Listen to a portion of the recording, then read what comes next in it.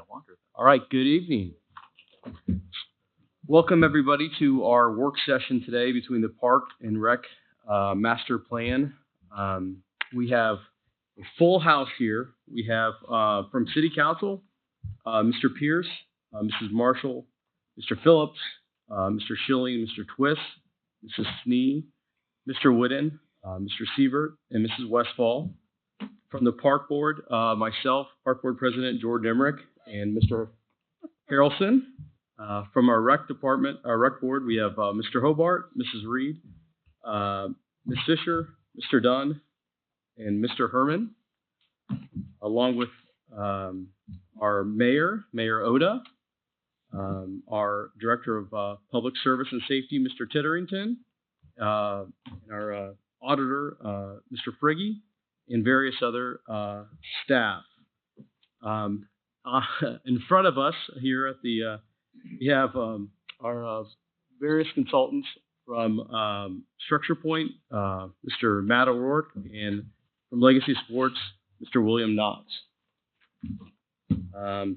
The only person I missed, of course, is Mr. Roselle, who's not on my list. I'm sorry about that.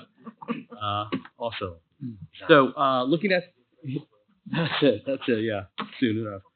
So we do have an agenda here. We're going to kick off by reviewing our consultant recommendations and then have an open discussion between the Park Board, Rec Board, and City Council, kind of outlining our priorities, what we're going to do to implement them, and how we're going to pay for them.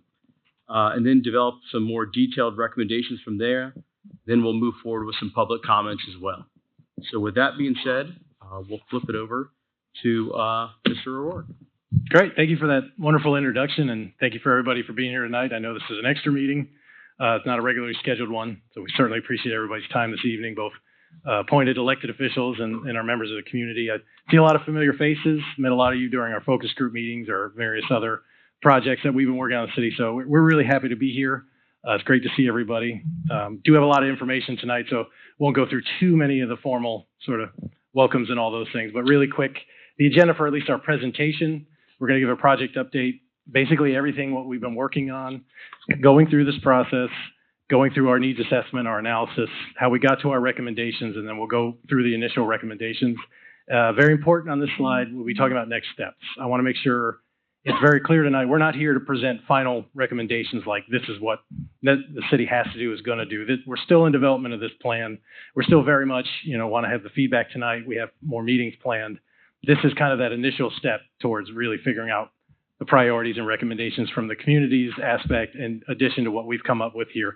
We have what we think is a very good set of recommendations for you to consider, but obviously there's a lot more that goes into that than just what we think. And so that's a big part of what tonight's about.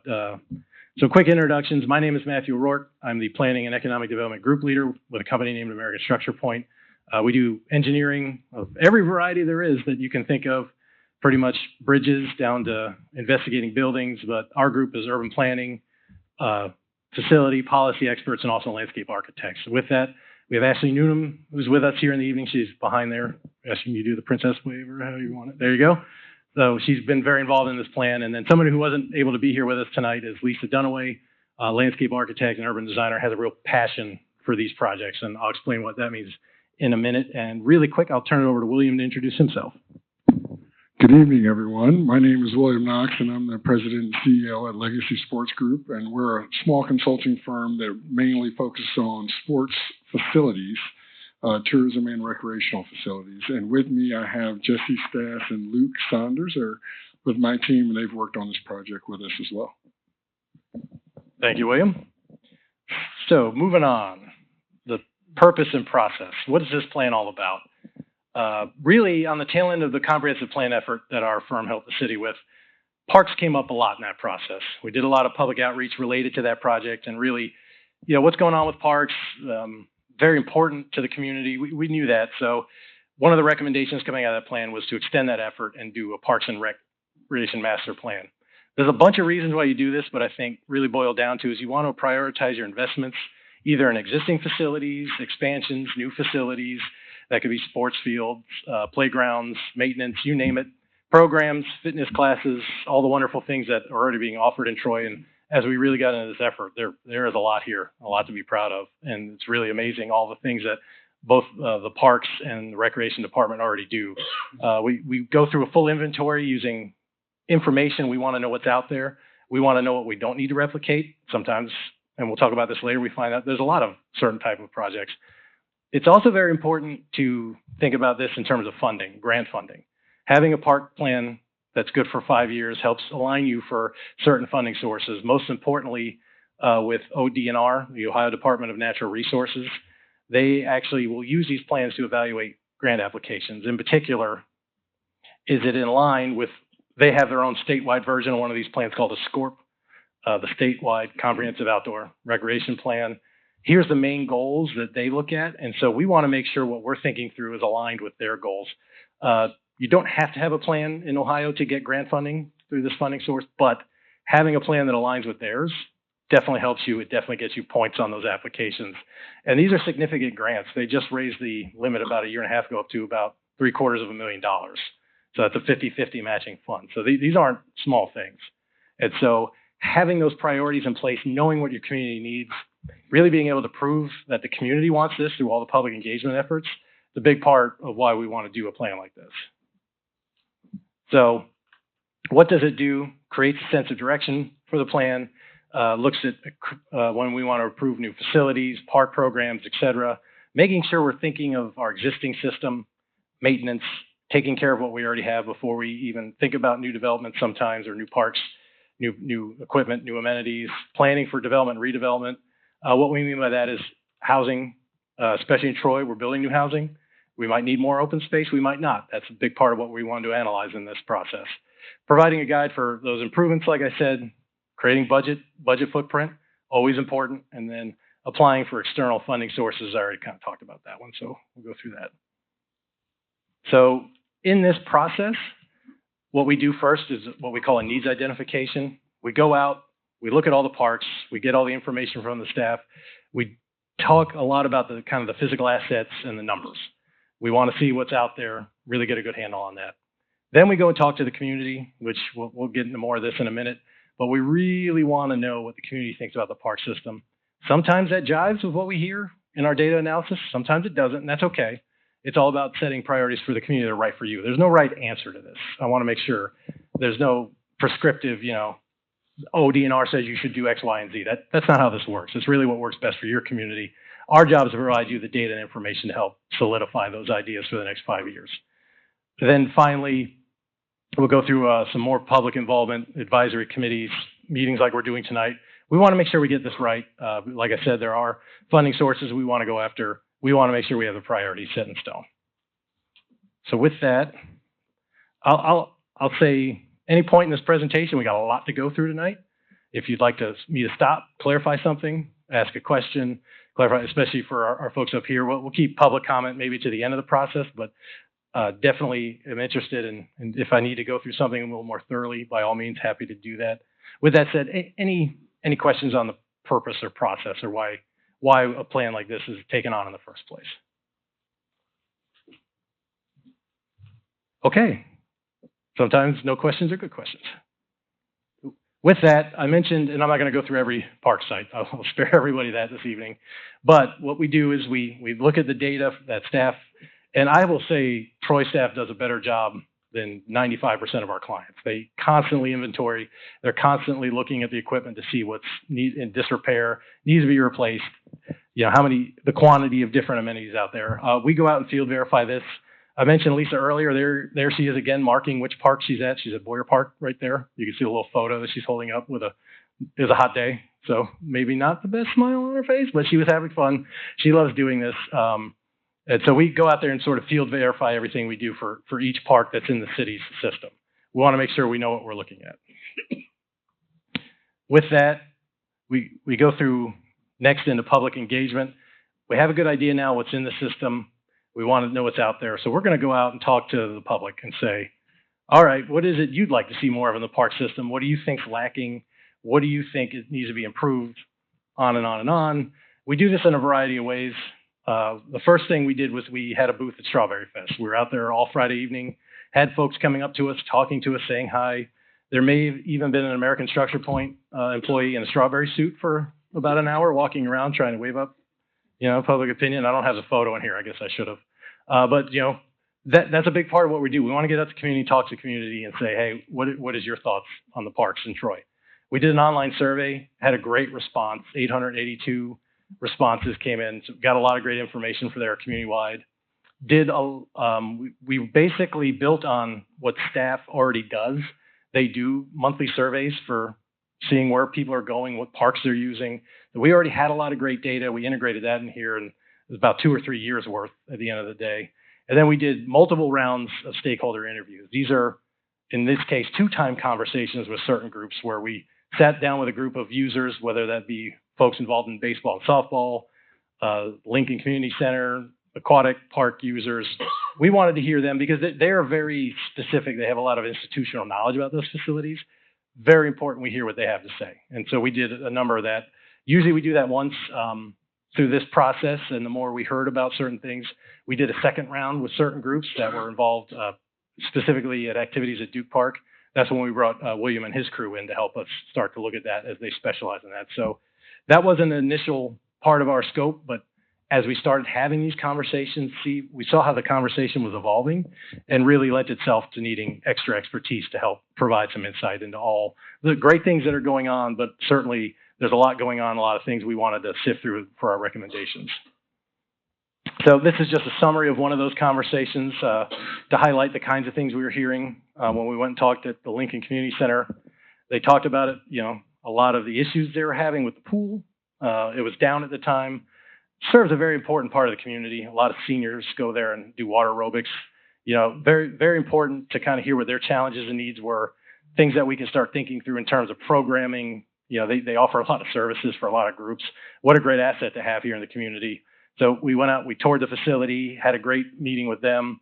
So this is just one example of that as a summary, but we did this over and over and over again to make sure we had a very accurate depiction of what's going on and where the challenges are.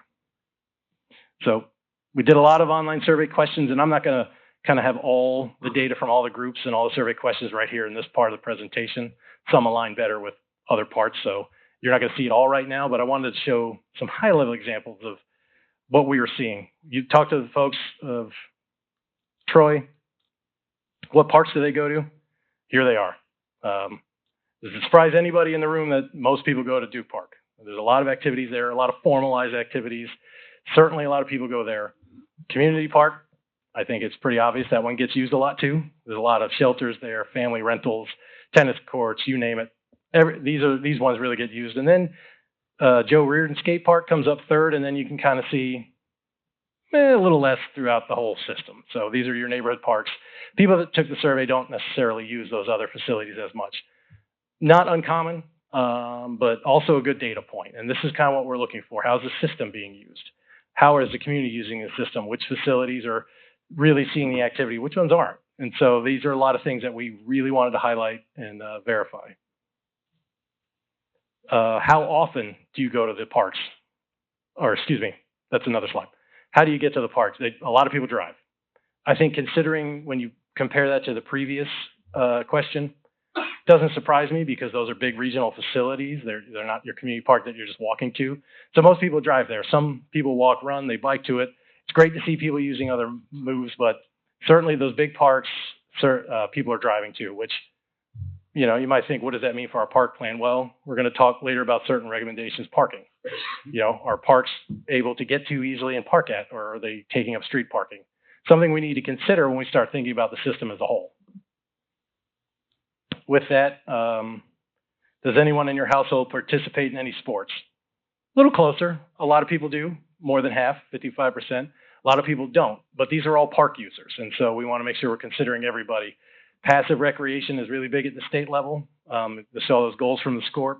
Talked a lot about healthy, active transportation, biking, walking. Want to make sure we're thinking about this holistically. And so the reason we ask a question like this is we want to know, are people using it for very specific purposes or for a variety? And so it's definitely being used for sports, and a lot of people are, but then there's a whole subset of the populace that isn't. So what kinds of facilities we would like to see more of? Splash pad has been a popular theme. We'll get more into that a little later. But also other was kind of an interesting one because it basically kind of replicated all the options you see here. People felt so strongly about certain options, they just wanted to say it twice, I guess. Because really they didn't put a whole lot of different choices in here. That's why I don't have it on the board. But new playground equipment. We talked about the 44% of people that use parks for passive recreation. They're probably at a neighborhood park bringing their kids there after school, on the weekend, during nice days. So there's a lot of that going on. Some of the other more popular ones, want to see miniature golf course. That one popped up a lot. Don't have that in town. Fun family activity, something you can do on the weekends. Walking trails, more active recreation. Really saw a wide variety of different types of things here, whether it be sports related, activity related, or even just hobbies. So another question we were really interested in is, we're talking about non-physical type things. What other non-facility related activities we would like to see more of? Expanding youth sports opportunities came up number one. And definitely heard that through our focus groups. There's a growing population here, and there's more kids coming. There's more people wanting to participate in youth sports, which is great. More summer camp programs, things to do in the summer. That came up a lot, either in our focus groups or the online survey. And so, there's always this balancing act of amenities versus programming. And so that's a lot of what we're thinking through when we start looking at our facility recommendations. Before and after school programs is always popular. I think there's a lot of that going on in Troy, so maybe just better education, better expansion of that. But it's certainly something that people were interested in. So how do you learn about events? We always like to know this one because we want the park board, the recreation board, to know how the word's getting out there about these things. Social media, I don't know if that's a shock to anybody. That's how most people get their news these days, and mail. So certainly want to keep those efforts. The one thing I would make sure we think through this on, though, is especially when we talk about youth, are we on the right platforms? Are we on TikTok or Snapchat? Or are we trying to do this all through Facebook? That's something to think about because different age groups use different social media platforms. This confirms this is how they're getting the information. Now we need to think through how do we want to get that information out. And word of mouth, I was actually really happy to see that one rise up as high as it did. People love the park system here. We sat down with the group of folks that use the pool often, and man, that's basically their whole social calendar. Is like, we're going to the pool, we're doing the Friday, we're doing adult swim. That's what they love. That's what they want to be. And so they're telling their neighbors about this and how great the facilities are here. So what other types of activities would you like to see to come to Hobart Arena and Treasure Island? More live concerts. Doesn't surprise anybody. Everybody loves live music, live events like that. Community events and festivals, family-friendly shows.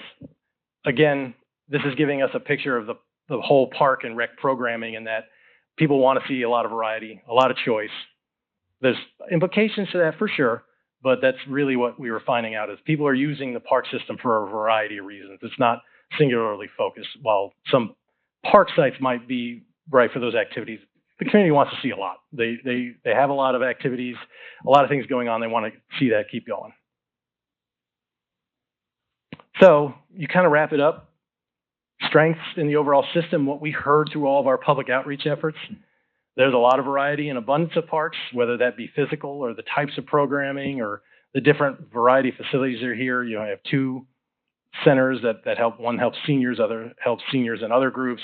You have sports, you have passive recreation, you have fountains.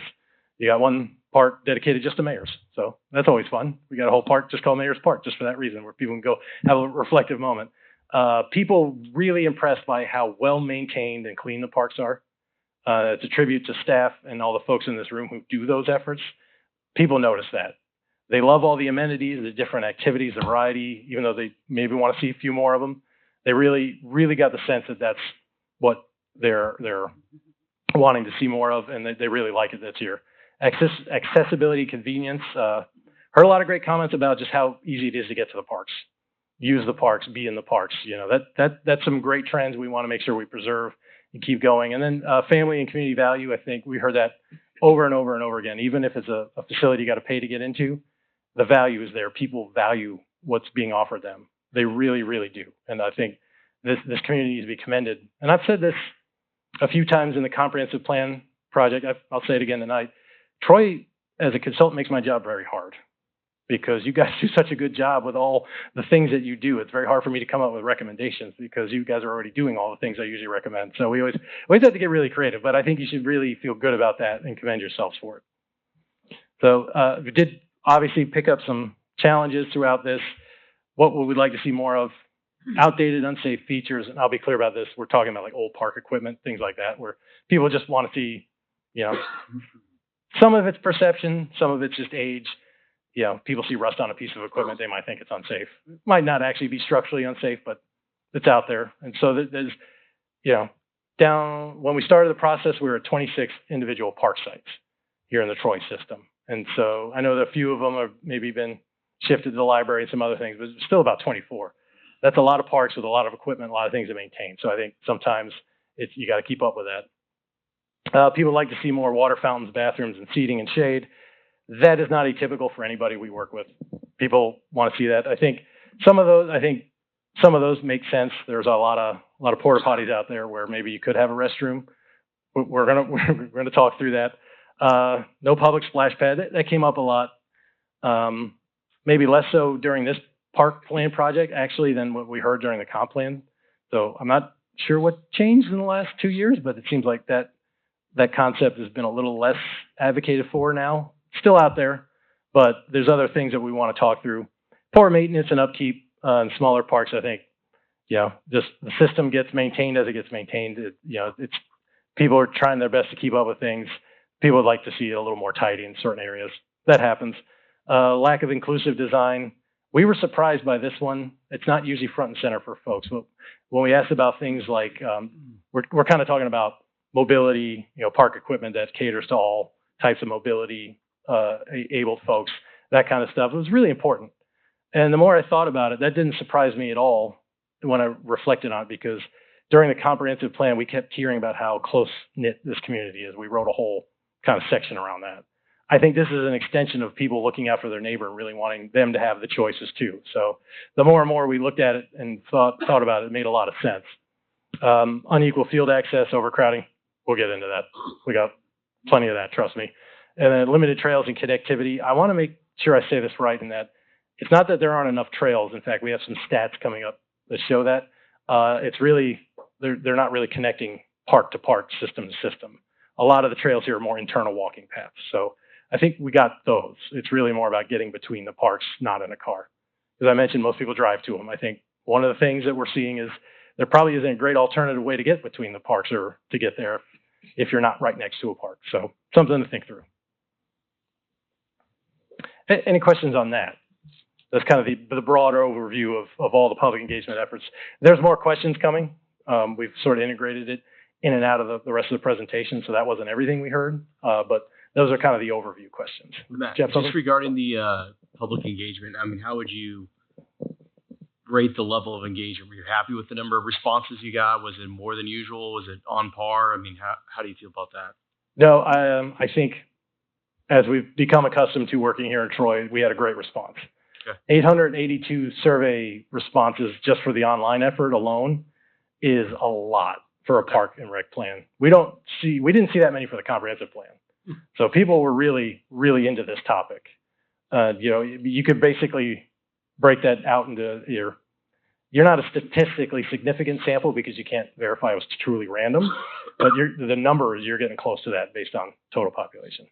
And then, I mean, I don't think we had any focus groups of less than 10 people that showed up, taking time out of their day.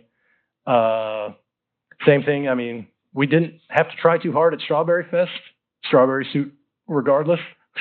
People came up to the booth, they interacted with us, they saw the pictures, they really wanted to know what's going on, they really cared. And so that's a great question. I really think people were very active in this process and still are. I think we're still doing follow-up meetings, and we don't have it, like even tonight, we don't have any problem getting folks to show up. So, any other thoughts or questions on the engagement process itself? All right.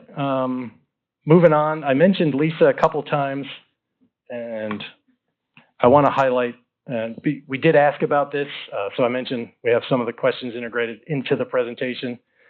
We specifically asked about ADA or otherwise mobility issues, compliance, being more of universal design, you could call it. We wanted to ask people, is that a concern of yours?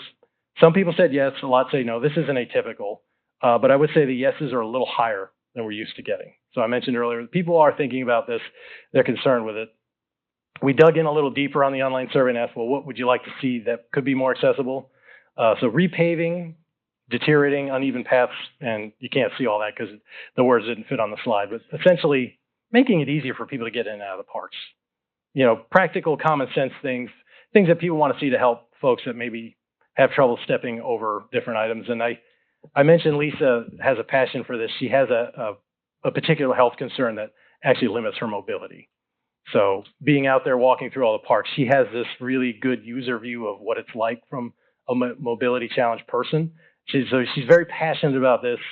Believe me, if you go through the plan, there's a whole section on very key things that can be done to help make parks more accessible or mobility friendly. That's all Lisa's passion pouring out of that. I will say on her behalf, she was very impressed with Troy's system and how good it is to get around in. Most of the issues she found are either legacy things, something that was built a long time ago, it just needs to get upgraded on the next rehab, or needs to that, but really didn't have very many specific park recommendations, and that's unusual. Usually we find some bathrooms that are in compliance, or really uneven curbs, things like that. Didn't find a lot of that here. So another credit to staff and the great job they do. They're keeping up with these things. So a lot of what's in the ADA assessment part of this chapter is just things that you can do to help make your parks even more accessible, whether that be maps and communications with Braille, or visual ways for people that are impaired, using audio cues for people that are visually impaired. Next time you do fitness equipment, starting to think through, hey, is there a way to make this usable by everybody? There's a good picture there. A lot of examples in there. This is a thing that evolves over time. As you improve certain parks, consider these things. We're not suggesting you go out and regrade every park right now, but as you do upgrade your facilities, have this as one of your check marks. And that's why we took the approach in the report that we did. We want you to have a lot of options, a lot of ideas to help do that when you do start redoing parks. But it's something that gets built in your process. It's not an all or nothing type overnight, evaluation. We asked specifically about this during Strawberry Fest and heard a lot of the same: repairing uneven sidewalks, looking for accessible restrooms. Didn't see anything, like that I would consider very extravagant. People had a very common sense approach to this. It's really about looking out for your neighbor, making sure that we're doing the things just so that everybody can enjoy the parks, and we're making them accessible for everybody. Kind of talked about this a little bit, but the suggested improvements we came up with, they're just about making sure, as we think through upgrades, as we think through redesigning paths or repaving paths, we're making sure, cut a little slope there so it's easy for someone to walk up it, that kind of stuff. Very common sense, very practical. Just wanted to make sure it was part of the plan. Does anybody have any questions or thoughts on that? Yes, sir. So one of the issues that was brought to council on a number of occasions and through social media is the substance that's underneath playground equipment. Because there is some, I guess we've been told that the shredded plastic, mulch, whatever, is ADA compliant. We've had some mobility challenged individuals say that it needs to be turf, that's difficult to get through. Did we look at any of that? Is that part of what you did as part of your assessment? We did look at we always look at the playground surfaces and what's underneath them. Top of the mark is the rubberized padding surface that's smooth.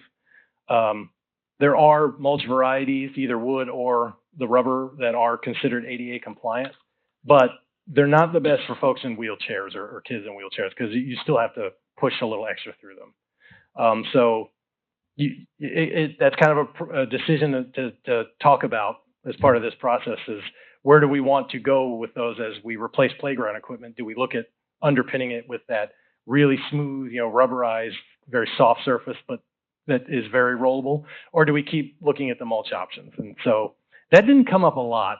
And, you look at the stats, 15% of the community was worried about this.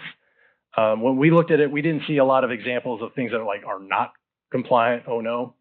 And I don't know if that's a fair assessment, because 15% of the community probably is less than what would have the mobility issues, Sure.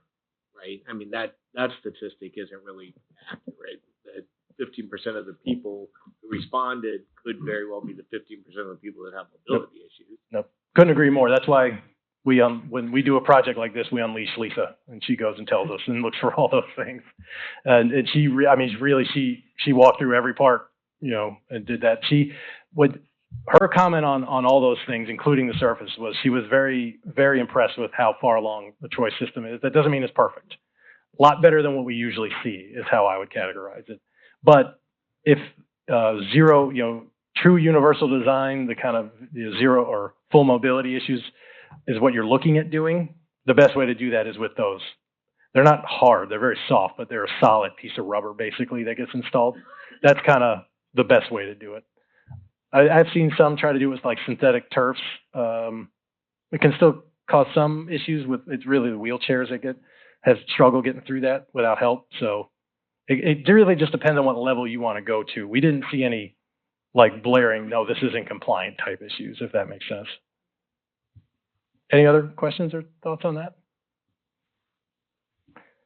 Okay. So needs assessment overview. This is really about taking what we've heard and what we learned about the system and starting to really process that and think through, all right, what does the system need? What is the likes, the wants, the desires, the have-tos, all those things. Part of that is we got to look at the population. We know Troy's population is growing. And so we want to keep that in the back of our minds. Is there enough park space? Is there too little park space? So what we do is we take some basic metrics, how many people there are in Troy, and we compare them to a group out there, the National Recreation and Park Association. They survey communities across the nation every year and give us they hate the word benchmark, so I don't want to use that word. They call them metrics. This is what other communities are doing. They're not standards. In fact, people have gotten in trouble for calling them standards. They'll get chased down by the NRPA and say, no, you can't do that anymore. We don't want that. But things like how many residents there are per park, how many acres of space there are out there. At least some benchmarking to help us guide the process. And so one of the first things we look at is just how many acres there are per 1,000 residents of park. You can see on the table here, and it's in the report. When you look at city-owned parks here in Troy, there's about 11.2 acres of parkland per 1,000 residents. You compare that to jurisdictions of a similar size, and you see it's about 10.2. So we're about an acre per 1,000 people more here in our system. So that's great. We got more open space than you would see in other like-sized communities. When we compare that to, that middle chart is across the board, not all populations of cities of all sizes. The column on the far right is similar sized jurisdictions. You're still above that benchmark too. Residents per park though, that's the really interesting one in this data set is you're about half. And the lower your number is, the better, meaning you have more parks per resident than other communities do. So a lot of parks here, a lot of big system. And so that's something we're gonna talk about in depth, but I wanted to have the stat up here for everybody to see that, that's something we heard a lot. It's like, hey, we have a lot of parks, we have a lot of park space. These numbers help put some context to that across the board. We do a similar effort for all the features as defined by the National Recreation and Park Association. So I'm not going to go through all these in painstaking detail, but what I think the overall trend here is we see is a lot of what I would say your very standard common amenities. Troy basically has more than most communities of a similar size. You look at playgrounds, basketball courts, diamond fields we're going to talk about later. We'll put a pin on that. But that 18 does include not just play fields. We counted anything with a backstop. There's a few parks out there where there's a backstop in the middle of a grass field. Technically, per the NRPA, that's a ball field. That's why William's here. He's going to help us wade through all that. But really, when we look at this from a basal level, there's a lot of great facilities here, and either on par or above what you would see at similar sized cities there. So I think got another slide on this. So this talks about certain other amenities. These are maybe bigger ticket ones. really have most of them here. Some we don't see very often, an ice rink, here we are. Basically, we don't see those in a lot of communities. I know it says 2 here. That's actually sheets of ice, not actual ice rinks. Golf courses, water parks. We're defining the features at the Troy Aquatic Park as a water park says splash pad based on what's there. That's kind of how they and our PA does it. You could debate whether that's really a splash pad or not, but you definitely have one. It functions that way. Community uses it that way. The equipment's there. So that's something we want to consider as part of this. Racket courts, walking, running tracks, you name it. You're pretty much on par with just about all these, except for the racket courts, which that's like racquetball, things like that. And unless you guys are in disagreement, we haven't heard anybody clamoring for racquetball courts. I think we're good there.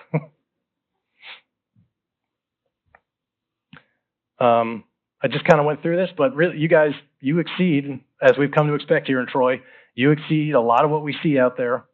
Whether it be fields, courts, recreation, you guys are doing a great job. Dog parks, you name it.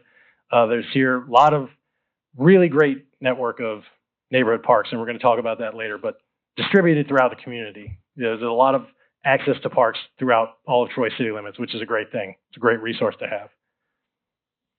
Even when we looked at trails, I mentioned they're all internal. They don't necessarily connect to each other, but actual miles of trails themselves, most communities have around 10 miles of a similar size, 17 miles for bigger communities. There's 17.7 miles of trails here in Troy. So there's a lot of trails. There's a lot of places to go walk, passive recreation. That's awesome. Let's get people outside enjoying nature. What you see here, though, on the slide is a map actually from the comprehensive plan. We spent a lot of time in that effort talking about linking either through complete streets, dedicated trails, multi-use trails, and that's what all those slotted lines are. I think what we discovered in this effort, it was almost a rehearing of what we heard in the comprehensive plan, which is we'd like to see some alternative ways to get around town to connect east to west, whether that be east or west of the river, east or west of 75. People have a desire to get to different places in town, not by their car. And so that's another, it kind of reinforced what we heard in the comp plan, and that was great. That it's always great when we hear consistent data over 2 years. That means we're tracking it, and we have 2 great snapshots. So we've sort of reiterated what we put in the comprehensive plan in this report, because that's something that's come up a lot in the last 3 years. Activities, events, and festivals. 50% of the people say they participate in sports, events, and festivals, like I mentioned. Really interesting. 4.73 times of the parks have been used for events. What we're talking about is people renting them out for family weddings, birthday parties, those sorts of things. People are really using all the features of the parks. People love going to Treasure Island, doing the events there. Strawberry Festival. Safety Town came up a lot. People really like Safety Town. They're taking their kids there and training them on the little tricycles. I wish I had done more of that. I've got a 15-year-old right now and got a learner's permit, and he played too many video games and not drove things for real. That's all I'll say about that. But it's been an experience. Summer camps, theater camps, activities. Certainly the ones that people participate in the most are baseball, softball. Football isn't on this list, but that was up there. Swimming, soccer. A lot of the things that we have our kids do day in and day out, and we do as families. That's certainly something that's very popular here in Troy. Yeah. So when you look at the data, like when you did this, I'm assuming was June, July-ish. Yes. So would that data change? Like right now, you're obviously baseball, softball, pickleball, swimming, so all those things would be very prominent in that time frame. If you did it in February, have your statistics shown that that's changed, or would they stay consistent? I can't think of any examples off the top of my head where it's changed on season. Like Troy has a hockey season. Sure. So would you have more people saying hockey? Would you have more people saying sledding? No, it mostly it changes by personal interest or your family's interest. It doesn't, the seasonal, we've never noticed any real changes in seasonality based on that, because I don't know about you. I mentioned a 15-year-old, he plays lacrosse. There's no such thing as an off season anymore. We're not just thinking about that in the winter.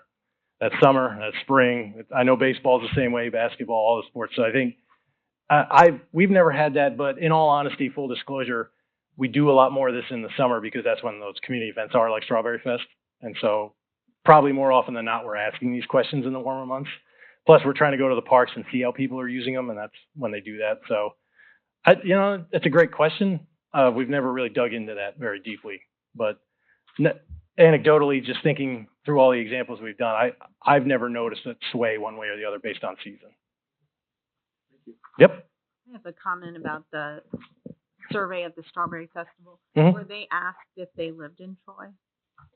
We did not get into that specifically, like in dot form. We had the dot boards out there. I mean, We I do. know you, We what would you like to see? Yeah. And I know several of my friends who don't even live in Troy participated in all of it. Yep. So, And we do ask that verbally when somebody comes up to us. We have a couple of ways of tracking that. I would say it was probably 80-20 residents versus non-residents, but we try not to discourage those folks participate because they do come and use the facilities whether they live here or not. But so we have a couple of tricks. Any of you consultants in the park planning world?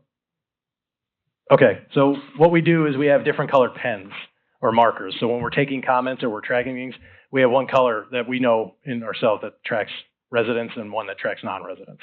So nobody steal my stuff. That's not cool.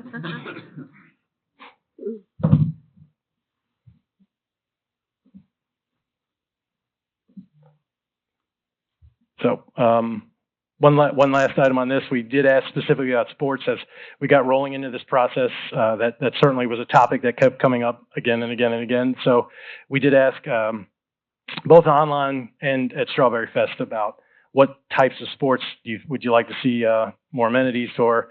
Baseball diamonds, or what we call just the diamonds, because that can be softball, adult softball, baseball. That certainly rose to the top in the conversation. It's one of the big reasons why we brought in William and his crew to help us evaluate some of those things. It's not at the top of the list, but one that just kept coming up over and over and over again, either online or it was more disc golf. We want more disc golf. It was kind of surprising. We don't usually get that one, but that came up a lot here in Troy, and so that's something we talked about. Sports fields, pickleball court amenities, all those things we've been hearing nationwide. These are all certainly very popular here in Troy and other places. Kept hearing that over and over and over again. So these are some of the things we focused on and we actually used to form our recommendations for focus groups. And so that's part of the needs assessment. Did you have Change the slide on the clicker. There we go. I forgot I'm tracking two. You have to forgive me. So everything I just said, this is the slide that I was seeing on my laptop. I apologize for that. So yeah, certainly, the diamond type fields rose to the top, disc golf, pickleball courts, etc. Thank you, Austin. So a pause there and say, any surprises, anything from a basic needs assessment standpoint? That was what starts driving the recommendations. That's the data. That's what the data tells us. That's how it compares nationally here in Troy, whether it be acres of park per residence, types of fields, basic amenity, anything in there surprise anybody, or anybody have any questions on that? Yes. When you get something like a disc golf, which is a niche activity or sport, how do you kind of evaluate whether that's just a community of those participants overwhelming the survey versus, Troy does not have a reputation as like the disc golf capital of the world or something, right? Like certain cities may have some unique environmental conditions for that, but is that just one where you kind of go, well, anecdotally we talk and we kind of figure that's popping up because a group of people? I think there's always an element of that, and it's a great question. I think as we do this work, in multiple states, we just don't hear disc golf as much anymore, if that makes it. Like 15 years ago, all we heard was we need disc golf, disc golf, disc golf. That was a big popular thing. That I think some interest has gone into other directions. What surprised us is that we were hearing it so much here in Troy. And, when you compare how many holes there are here in Troy to maybe other communities, there's only 9. Most communities probably an 18-hole course. And so I think that's one thing we could point to and say maybe there aren't as many of these disc golf holes here. And so There's always there's always that element of it. I think the fact that we heard it at Strawberry Fest and online and over multiple efforts, over multiple time periods, I think that lends itself to say, okay, there's more to this than just maybe a one-time loading the ballot box type thing. It may just be that we have ideological players. It could be that too. You know, we haven't talked about it a lot yet because there's more coming, but you know, there's a very, very nice and really animated group of skateboard related folks here. We don't see that as much anymore. It's great that it's here. It's wonderful. We don't kind of get that out of our demands anymore because most communities have built one skate park and that's sort of enough. You could say that you have that here in Troy, but it's not really meeting the needs of that community specifically based on what we heard. So there is a little bit of a, you know, we got to kind of do one of these once in a while and kind of weed through some of that. And to me, there's also a benefit cost to it. You know, disc golf holes, they're not super expensive. So that's something else to consider. But what I think I would confirm definitely is that there is a group of people here that would like to see more disc golf courses. Now, obviously that weighs into everything else that we're talking about and how that prioritizes. But yeah, I mean, there's never any guarantee that somebody didn't tell all their friends, make sure you answer this now. The only thing we can do is we only let people answer it once. We block IP addresses and things like that. Any other questions before I move kind of the second part of needs assessment, which we call level of service? So moving on through this, this is your park system, and basically kind of the solid colors are the actual park locations.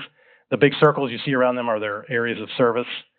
Different parks of different sizes, you know, sort of have a service area that mostly we try to define it by how many people can walk to them. And so you see all these overlapping service areas. It's almost hard to see along the river, you know, just how many parks there are with people. So when we want to think about the park system as a whole, it's not just about what amenities are in these parks. It's where they're located, what parts of the community are they serving, is there overlap there, is there a lot in one area, is there not enough in another area? We don't want to just make sure the system has enough. We want to make sure the community is served equally, at least as best we can. And so that's really what this part's all about. And that's a hard map to see because of all the overlap, especially the different park areas. So in the report itself, we broke it down by each park type. Mini parks we call, you know, they're the small ones, Fountain Park, Mayor's Park, generally have a pretty small service area, sort of sometimes serve a niche, either like gateway signage or in this case, you know, there's a fountain in one of them. Usually passive, quiet reflection places. I know one of the ones that we show on here has actually been acquired by the library recently. It wasn't that way when we started the plan, but as long as that facility's there, it still serves that purpose. So we've left it in for coverage purposes. And then what we'll do is draw that service area, in this case, about a quarter mile radius. How many people do we expect to go to these parks? And what you see in the table there is how many people live in those areas. So mini parks, they're the smallest park. There is another size called neighborhood parks. I'm saving that for later, so we'll get to it. But in this case, these are our big community parks. These generally serve a community-wide purpose. They do have a service area a mile, and we do that just to see how they're interacting with other parks in the system to look for areas that have a lot of service or a little service. But generally, these are the parks you're driving to: Duke Park, Community Park, Treasure Island. Cast a big net. They offer a variety of features, usually unique features, things that you don't find in the smaller parks. And so obviously they're going to serve a lot more people. This all goes into our analysis of a level of service in terms of the park system. There's one other category called specialty parks. We don't put a service area on these because they serve a very specific purpose. In this case, we actually did classify the skate park that way. It is sort of a community park, but the way it's being used, it's attracting a very specific user group to use it in a very specific way. So that's more of a destination. Same with the golf courses. You have golf courses here. They don't serve that day-to-day neighborhood function per se, but they are an important part of your system. They're an offering. So we don't put a level of service around there. There's other facilities out there throughout, but we always want to make sure we're accounting for these to make sure we're looking at your system holistically. So another thing we look at when we talk about level of service is budget and staffing. And our PA keeps statistics on these too. And so what we see here, we look at full-time employees in Troy. You have about 13. That's between the park department and the rec department. Or you can look at it at FTE per 10,000 residents. You scale through. When we looked at this, there's certainly not as many employees here as we see in comparable sized jurisdictions. And I think the staff is owed a big bit of gratitude because of all the things I mentioned earlier about how well kept the parks are, how well they're maintained. They do a great job, and they're doing it not necessarily with as high a staffing level as we see. You look at the budget, very similar. This isn't like a value statement. I want to make sure I say that. It's not too high, too low. Just comparatively, this is what we see in other communities. That's what they spend on their parks year in, year out. This is what Troy's spending. And so it's always an important data point for us to look at, especially we think about expanding facilities, adding new amenities.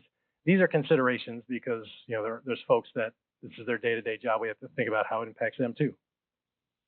Real quick on that one. I know we discussed one of the small groups that a lot of these like cities had year-round rec centers, and so what percentage do you think of that staff would be tied to that? Is that 2 or 3 people off of that, or is that just a fraction? I just know it came up in those individual sessions that could be that's some of the disparity too as well, right? It can be. We went back and looked at that, and the national stats only reported on full-time equivalent employees. When we looked at jurisdictions of a similar size, not too many of them are running big community centers or like the full year-round indoor facilities. And so I think that's why we break out all agencies. When you look at that all agencies number, they're up to 60. They're the ones with the big community centers, the YMCA-like type facilities, indoor field houses. Usually you don't really see facilities like that in a community until you get to 50, 60,000 people. And so you're much closer to where other jurisdictions are in a similar population range on that column. So that it really seemed to be population was the key dividing line there. There's always exceptions out there, but in general trends, that's kind of what we saw when we went back and looked at it. But to your point, there's a big jump in budget number too. And those bigger communities do have those more elaborate facilities. So that certainly plays into it. All right, any questions on the level of service analysis before we get into the part I'm sure everybody's really been sitting here very politely waiting for me to get to. So we could jump right into it. So what we did is come up with a series of recommendations. Some of them we're calling, because of the number of parks in Troy, because of all the amenities that are out there, the playgrounds, all those things. We came up with kind of 2 types of recommendations for this plan specifically. One is what we're calling system-wide recommendations. These would be your maintenance items, your park replacement items. Some of it's how many parks do we have, how many acres, and how do we think about that? ADA, accessibility improvements. They're all sort of divided into, we want to make sure we're maintaining these things, monitoring these things, looking at them year in, year out. And so we came up with recommendations that sort of focused on that. They're in the front of the report, basically working with the park and rec departments and staff, looked at all the items that have been analyzed, surveyed, either through this process or really through their efforts that they do every year, and said, all right, here's the ones that we think the next 5 years are going to be the most critical, to the tune of about $2.2 million worth of just system-wide maintenance improvements that'll likely be needed over those 5 years. And so that's what you're seeing here. I just pulled a note out there. There's more elaboration on this in the report itself, but that ADA item, we talked about just creating a line item specifically to address those items as these different repairs come up. So kind of a 1-2 punch there, but this is how we see the system-wide improvements, really the maintenance ones playing out over time. I mentioned that I had another map with the neighborhood parks. I held off onto it now because when we looked at this, we looked at the amount of acres, we looked at staffing, we looked at budgets, we looked at all this data that we've collected. You look at all these neighborhood parks, these are ones that most folks can walk to within 10 to 15 minutes, about a half-mile radius. There is a significant amount of overlap here. There are some parks that are very, very close together. You look at the service and population, some of them serve over 5,600 people such as Campbell Park, and they are in overlapping service areas. And so when we see a pattern like this, and we look at all the park system and everything offered, we start to think to ourselves, all right, realistically, do we need all these parks? They're great to have, they're a wonderful amenity, but you got to maintain each one. Each one has its own costs, its own maintenance items, et cetera. So one of the recommendations we have in here is to really take a look at some of these overlapping areas. We've identified parks where we see a lot of overlap, a lot of very similar services, similar amenities. And so the parks you see on here are ones that, do you really need these in your system to maintain a healthy system? That's a community value thing. It doesn't mean they should go, it doesn't mean they shouldn't go. But these are the ones that we would say, if you were looking at downsizing, just based on all the things that we're talking about here, these are the ones that make the most sense. I mentioned earlier, population's growing. There's going to be new developments. Will likely be sometimes outside those red areas. What we've done here is actually tie it back to a concept we came up with in the comprehensive plan. We called it the close-knit factor. It was a way for developers to help them provide ways to keep these new developments integrated and very much part of the social fabric of Troy. So what we're also recommending is if a park ends up, falling outside of one of these red areas, they're going to need a new park. I think for the items we mentioned earlier and the fact that this close-knit factor is being incorporated into the current zoning ordinance that's being rewritten, that these are requirements, what we're saying is you should direct those developers to build a new park in those new subdivisions, specifically one that's probably owned and maintained by the HOA to reduce burden on current staff and not kind of exacerbate the problem we're talking about here, but also ensure that they're, whether it's through their covenants, through the PUD agreement, however they get approved, want to make sure they're open to all members of the community. And so this will be part of your requirement system will be baked in. We don't really see the need to add more parks and park space to the park system. There's a lot going on here, a lot to maintain. We do want to make sure that those communities have their own park space though. So this is the solution we came up with. Okay. So I mentioned disc golf. If you look at the Strawberry, this is the one that really blew us away. All the people we talked to, baseball and softball, tracks with the online survey, people really wanted disc golf at Strawberry Fest. It was a great night. Maybe that's why, to your point. But and then I think all the other ones were as expected. When we looked at that, there are some parks that are probably underutilized and have some acreage. So we think adding another 9-hole course somewhere in the system makes some sense. It's a pretty low cost, high gain type activity. Since we heard so much about this, we really felt this would be something that was probably worth adding to the system. These are the parks that we identified that we thought made some sense for that. There could be other areas. This was based on our analysis. So with that, any questions before I move on to the next part? Because this is going to be a little bit William and myself. So yes, sir. Just a comment on the recommendation on the HOA parks. Living in a community that has an HOA, part of our HOA fees go to maintain our park area. Mm-hmm. And so if it's opened up to the entire community, then essentially our costs of maintenance are going to go up. So why is that fair? We looked at it as an integration into what we put in the comprehensive plan. This was a way for a developer from its original inception to come into the community and make sure that what they're doing isn't just another development. It's part of the community. It's an offset for being part of Troy. And so this idea really carries that concept forward to the point where we want to make sure the residents of those new neighborhoods have park space, want to make sure we're not burdening the city's park system. And since the close-knit factor is already a requirement, what we're saying is instead of choosing from that broader list of offsets, making it more specific to have staff work with the developer to do that. It'd be something that they would agree to as part of the development agreement. To your point, it would cause some more wear and tear for the HOA and the residents of that community. But I mean, they would do that anyway if it was a public park, in my opinion, because it's just more parks that we have to maintain throughout the whole system. And so, one way or the other, it was just a way to help make sure we're not pushing out the cost and overburdening more of staff. Yeah. when we're talking about these HOA parks, I mean, I understand we're not talking about in the baseball field it's going to be used necessarily, right? I mean, we're talking about more passive space. Yeah, no, that's a great point. We're talking playgrounds, swing sets. You know, really just kind of what we call passive amenities. People come and go and use them. We're not talking about formalized like pools and things like that. Do you have a quick list of your parks, of all the parks? Of all the parks, or just the ones that were? Well, okay, let's go back to Heritage.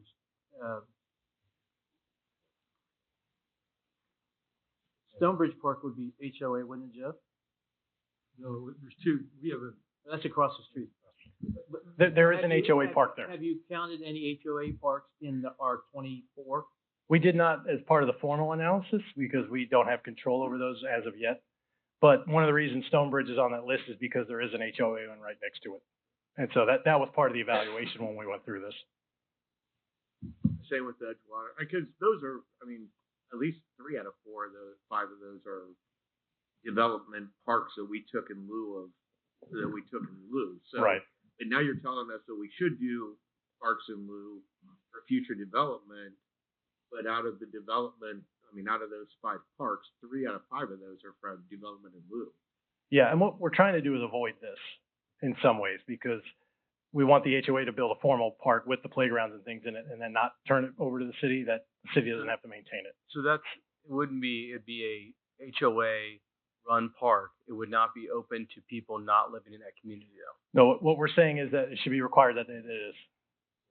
Okay. It'd be a public. Would that be a different? Yeah. Okay. Yep. That wouldn't be very realistic. I mean, how many kids are gonna travel across the city to play in somebody else's park? We've got so many. I mean, They got a nice basketball hoop. You'll go. well, Boyer has one. Nobody I have uses one it. more Well, question.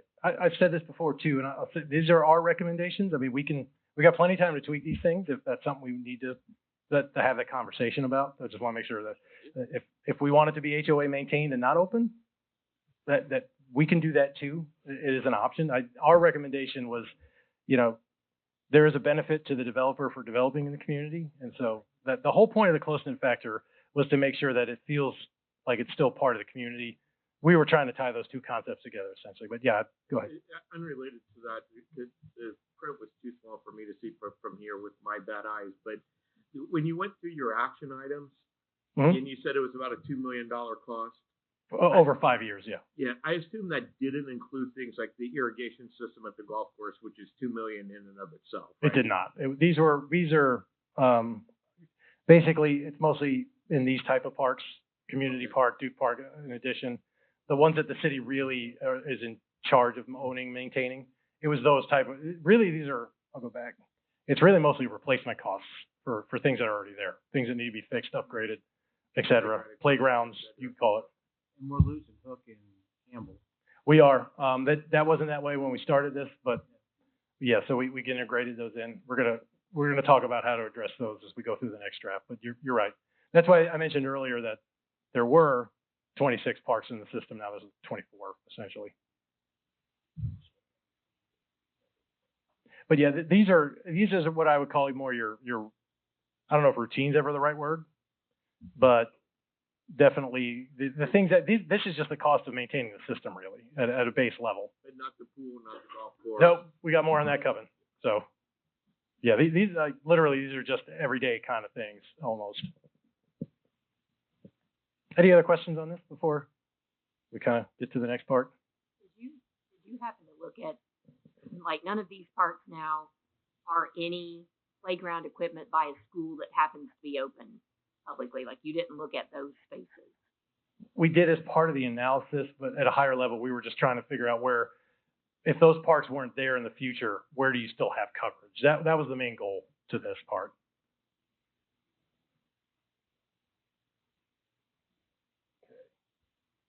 Let's talk about disc golf. Skipping ahead, or in the slideshow here, to Duke Park. This came up a lot. Obviously, there's a lot of ideas and thoughts out there about what goes on at Duke Park. All great things, but how do we keep maintaining the level of service that we want to have in the future, and what all that means? That's one of the reasons we brought in William as we got into this process, realized based on the types of activities that are going there, really needed his and his company's expertise in all things kind of sports, tournament sports, how that relates to types of fields. Really wanted to have someone come in and help us evaluate that, because there was so much activity, thought, and ideas around basically all the sports, the Little League type activities that go on in town. So with that, we talked to these groups at first. This is how we started down this line of thought, and then we ended up talking to some of them again with William and his crew. Baseball, softball, what we call diamond fields. This is a growing activity. We're getting back to like pre-COVID levels in terms of attendance, from what we understand. And hearing from a lot of these focus groups, we heard a lot of common themes, and then we heard some specific needs. In particular, Duke Park, more parking, more bathrooms, more storage, more lighting. I don't know if anybody would disagree with those as general sentiments, but that was consistent through all the groups we talked to, and you'll see it on all these slides. This is one of those tricky ones too, because I mentioned there's 18 amenities out there classified as diamond fields, but some of those aren't really what we would call game fields. And so that's where we got to get away from our national stats a little bit. They're just a guidepost, and really dive deep into what's going on in the system and what that really means. And so really there's closer to about 10 game fields. And then we all know about the underwater issues, and they're not always playable. So that's part of what goes into this too. Those aren't reflected in these numbers because they're not technically part of the system, but we know that that's an issue. That's something that came up a lot. So we pointed out the NRPA numbers are great. They don't always tell the whole story. That's one of the reasons we decided to do a lot more in-depth analysis on this particular topic. Football, they're experiencing growth too, especially in the flag, the youth sports, a lot more people going out there. Porter light, bathrooms, lighting, parking came up again. Heard that a lot. Certainly would like to maybe have another field or two. Duke Park is central to the Troy junior football tradition. We talked a lot about maybe can we have these extra parks throughout the community? Can we spread some of these practices, things out? We can. It makes it tougher on the families participating in those, because you might have a kid in one park here, another one there. Is that the end of the world? Not my opinion, but it's certainly a consideration we wanted to talk through when we really got into this. There's the Troy Tough program. There's a lot of great things going out, a lot of great amenities, programs, training, exercise. They're doing some wonderful things out there. I would say everybody felt a little cramped over at that facility. Soccer, kind of a similar story. We have the various clubs. They're out there. They have similar needs to other groups. Do they use Duke, Archer a little bit? Sure. More Duke than Archer. I think there's some things we're going to talk through about there, and I don't want to steal William's thunder, so I won't get too much into this. But again, similar themes came up. Not enough practice fields, not enough parking, not close enough to the bathrooms. Again and again and again, that kept coming up. Running water just to fill up our refill jugs. Very, very common theme between all the groups. I am not advancing these at all, am I? There you go. So your football, I kind of went through these. So again, this is one of those, what do the numbers tell us? What's the average? Do we have enough fields? Not based on what we heard. Based on the metrics, sure, but that's part of this process. That's why these things, it's really important to go through the public engagement piece. We know that there's more demand out there than the fields are there. How do we solve that problem? That's a trickier issue, but that's what we heard loud and clear from the community. Through this analysis, there needs to be more of these amenities available. Pickleball, we did talk to the pickleball folks as part of this. Surprisingly enough, they would like to see closer bathrooms, more parking, all the things that we talked about, all things that will be, as we're talking about. There's one group that said we don't necessarily know if we need more courts right now. So that was interesting, but there are other facilities in neighboring towns coming up to be getting constructed, and so they're not sure if the demand will change on that. So we put a pin in that for the purposes of this study. Doesn't mean there aren't things out that facility that can't be upgraded to. In particular, things like specific holders for the paddles that help put your place in line. When you play next to that.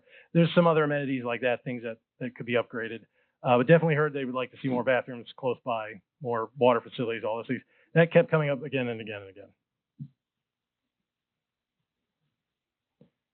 And so, with that, gracefully, I'll take a break and let William come up and kind of talk a little bit more about his in-depth analysis and what he saw in the system.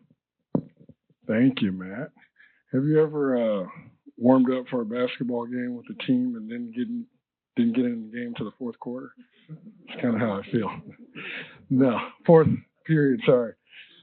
Thanks for taking some time. I know I'm going to try to get through this as quickly and as efficiently as I can. I know StructurePoint has been around this community for a while, and our team is new, but I want to tell you that I'm fortunate enough to have been in this industry for 26 years.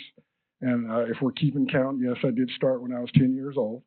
But I've had the fortune of being around a lot of the creation, ideation, development, and operation of complexes here in Indiana. And our firm has worked across the country with communities looking to either develop or optimize facilities within their community. And we also work with communities who are just looking to enhance or provide new offerings from a recreational standpoint as well.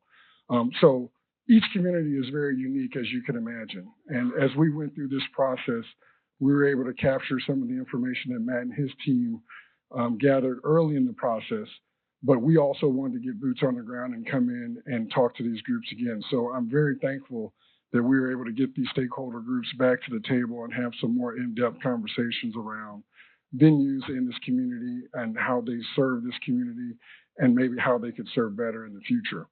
One of the themes that we came across as we looked at the system as a whole is that there potentially is a lack of quality facilities for already existing programs within Troy.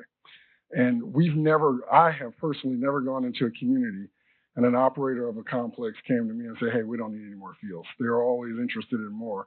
Our job is to understand why they need those and is it actually a value add to the program and to the community as a whole. So that's kind of the approach we took here.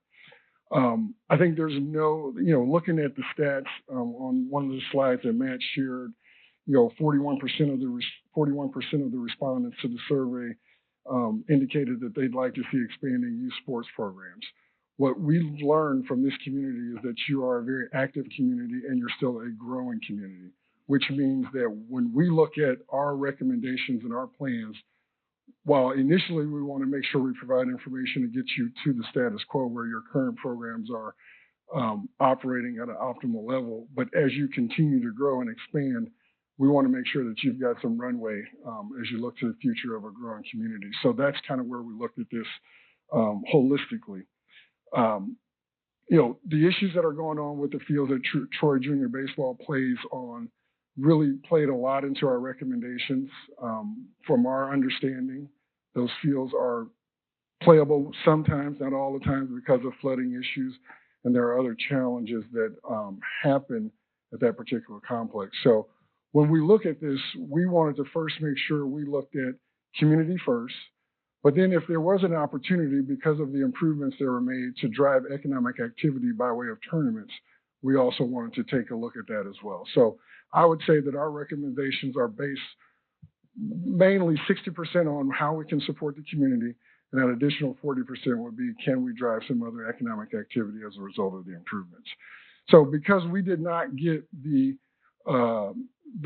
magic wand that gave us a blank check through this process, we want to make sure we provided recommendations that were scalable and that you could look at as a group and make determinations knowing that this piece, what I'm talking about, is only a fraction of what you're looking at within your system as a whole. So we wanted to make sure we kind of went through and provided our recommendations based on that. So these are just really, Matt already talked about these. Some of the themes that we had, came across relative to Duke Park is, some of the infrastructure that is not there currently, which is restrooms, concession facilities, parking, things of that nature that most parks that we go to have some issues relative to those different items. There's not too many, they're outdated, they need to be improved, things of that nature. As we go through our actual recommendations for Duke Park, we've kind of categorized them. And this one, being kind of the more aggressive and kind of scaling them down from there. But in this particular recommendation, we're advising that we do a comprehensive redesign and expansion of the park as a whole. And when we say redesign, that's everything that's existing on the park we would take under evaluation. And then there's land to the north and south of the park that is already owned by the city that we would also incorporate into that evaluation process to look at expanding this park. This could do multiple things for us.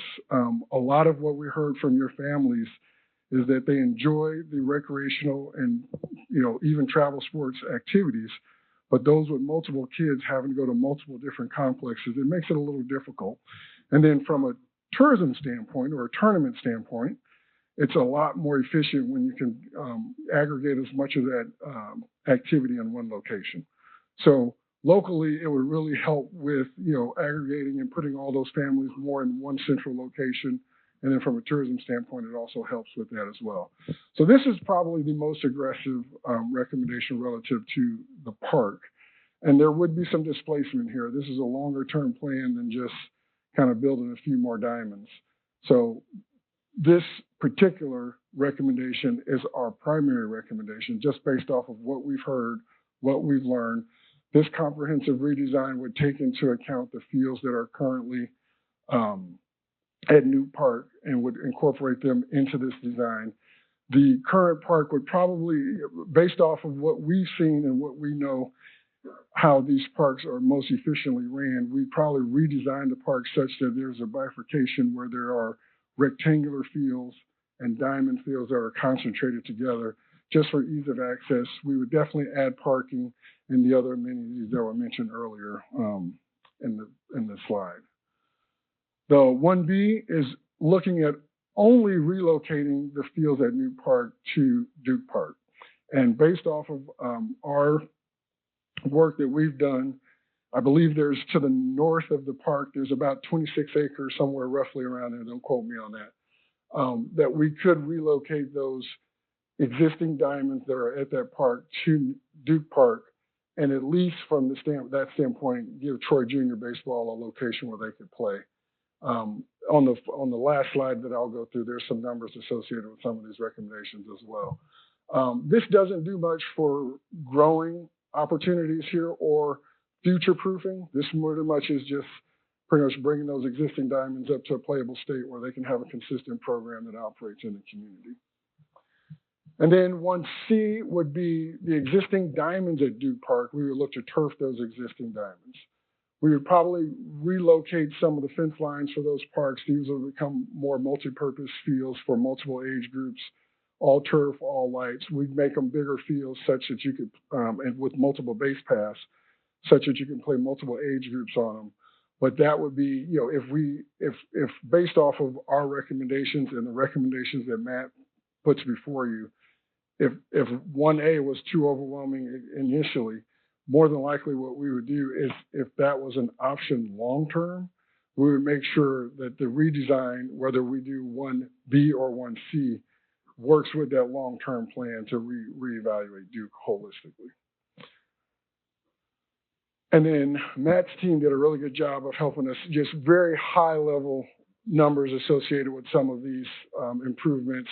Again, this is something that we would go through, do our due diligence and really evaluate. As you can imagine, many of you probably have kids that are currently playing or have played. You can go to parks, and there are a lot of different amenities that are offered at these parks now where you can build $1 million diamond or you can build a $5 million diamond. It just depends on what all you want to put into it. So not understanding where exactly we want to go at this point, we just put some rough estimates down relative to costs associated with some of the improvements. So this is kind of our core recommendations. In our larger report that I'm sure you'll get, you'll see some other areas. This some more actionable items. Again, each community is very unique, and based off of what we learned while we're here, there's a lot of different offerings provided by a lot of different entities. We think that a consolidation effort probably needs to be evaluated here, where you bring multiple organizations under one umbrella to provide programming for the residents of Troy. And that's recreational programming as well as some travel-related opportunities. These independent organizations can still have their own charter, do their own scheduling, play in their own leagues, but there's one cohesive group that allows us to be more efficient with our scheduling and our resources that just makes things run a little more efficiently. So There's a host of other recommendations in the full report, but these are some of the key highlights we want to bring up today. I'd be more than happy to provide clarity on any of the options and or any of the recommendations provided here. I know we're going to have time for questions at the end. Matt has a few more slides he'll go through, but I can definitely pause now and provide any clarity for the group for any of the recommendations that we talked about. Well, that I talked about. Yes, sir. You said the property to the north. Were you talking about the Robinson Reserve up there? So the property to the north that does not include the reserve is the location that we're discussing. Thank you. Yeah. Considered the reserve. Yes.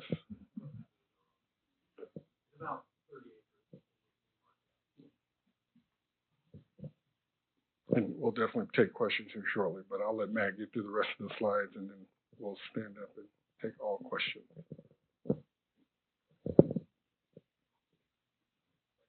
Put it on me up front so we don't have this. That's right.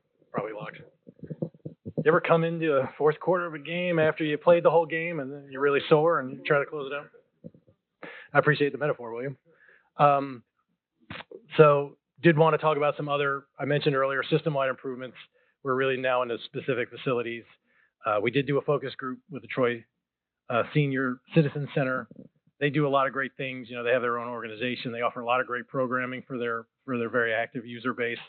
You know, things that they said are needs. Some may be city help, some are not. Things like, you know, tech support, staffing. You know, that some of those are internal organization things. The tech support one was really interesting. They're not talking about helping with their tech. They're talking about providing a program for their users to help them learn how to use their tech, like their phone. So some really unique things that came out of that. The things that we noted, I think really there was two things that bubbled up in terms of this plan that we talked about. One is there's some facade cracks, tuck pointing, things like that, general maintenance on the building that needs to happen that the park department would help with. And then the key one for them is they really want to ramp out the back door on the west side of the building. It's just easier for their members to get out that door into the field to use it, in particular during Strawberry Fest. This was a big thing. They sell their shortcakes out there. So they just wanted some easier egress into the building. So those are two recommendations that we put into the plan, two things that I think would help them out a lot, relatively low cost when we're talking about other things. But we did talk to them. The Troy Aquatic Park, there already has been a large, basically planning and investigation effort put into this facility. There's a plan out there with 3 options. We sort of, our charge here, when we're thinking about the park system as a whole, we didn't want to reinvent that effort. That's already been done. There's a lot of great information in there. What we did is ask the community, what do you want to see as part of this effort out of those recommendations? So we, on the online survey and at Strawberry Fest, we asked about that and said, what would you like to see? And the ones that kept bubbling up to the top are more seating, more deck space, improving, expanding the restrooms. We dug into that one a little bit more in our focus groups. I think is really the concession stand area, but people were lumping that together.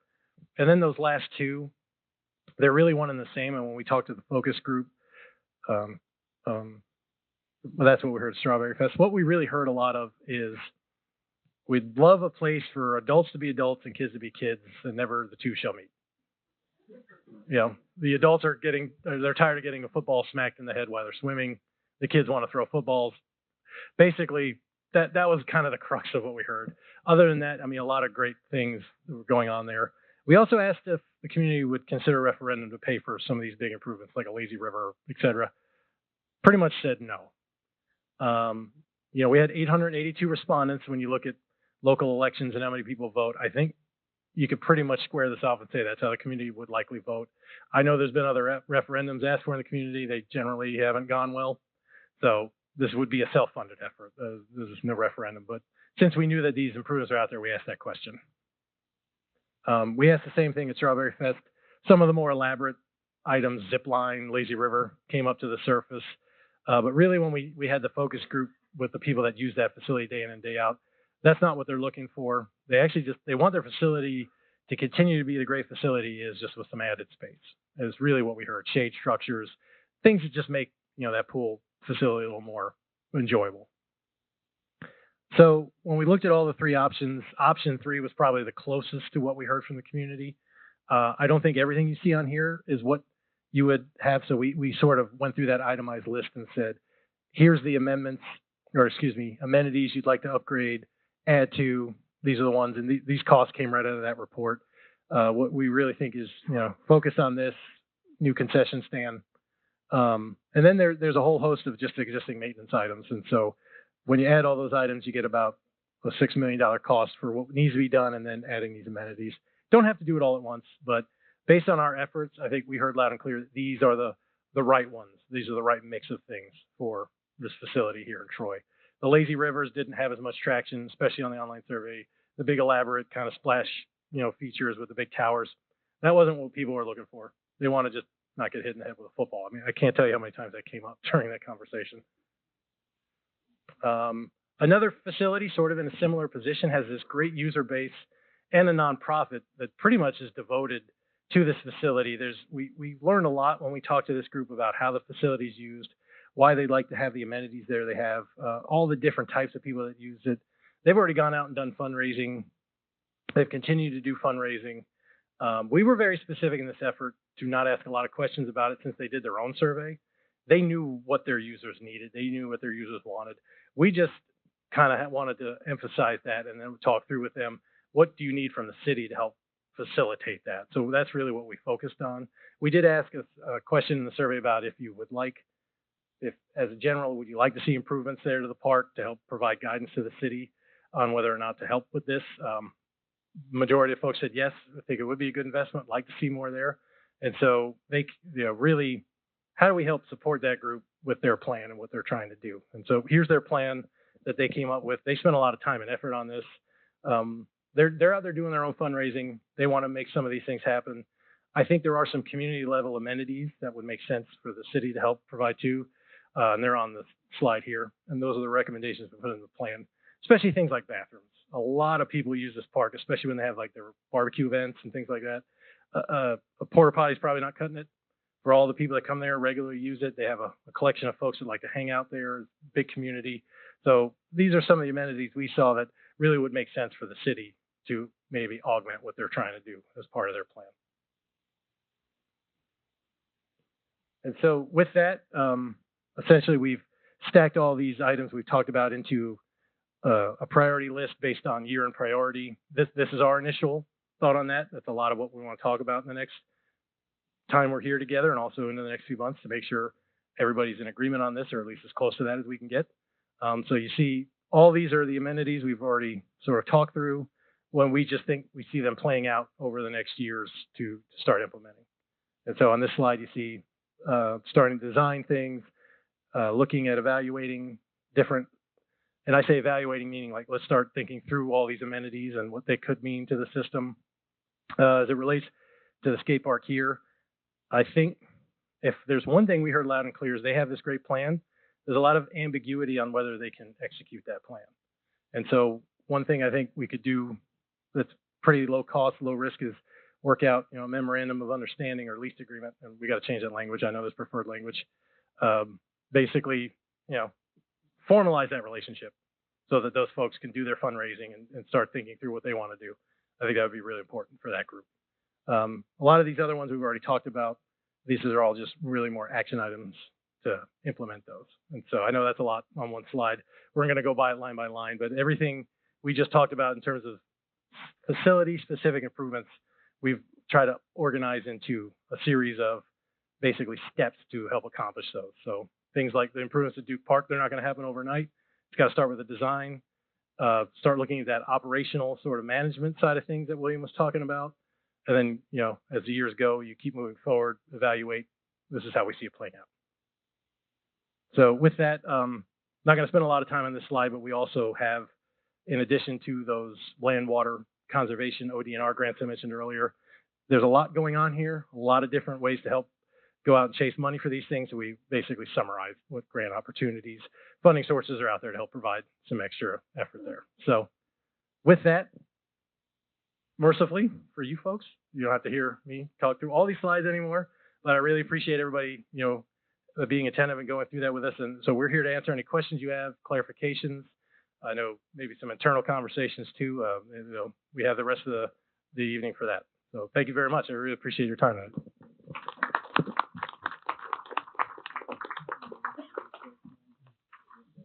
All right, item B on the agenda then moves forward to kind of outlining what our priorities are, the next step as far as implementation, and then obviously the cost of implementing some of these priorities.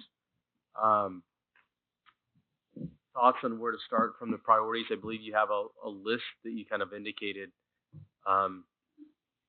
Currently, from a park standpoint, when we look at priorities, we'll put together a 3-year plan. It's primarily break and fix as far as that plan looks like on a 3-year basis. And I think we kind of briefly threw around some numbers there as far as I think you outlined about a $2.2 million for just the 5-year maintenance plan priority for just basically replacing existing equipment, what it looks like. Yeah, and we use a 5-year interval because that's the state SCORP interval. Sure. So that's why we have 5 years. Okay. So is that included? That's the 5-year there. Is that included in your outline maintenance plan then too, or is this? I skip back to the maintenance. These are the maintenance items. Okay, these are the maintenance items. So, thoughts on discussion on where we go from here? I guess there's kind of 2 points. There's the main maintenance items aspect of it, and then there's the I guess more aspirational next steps and outlining priorities.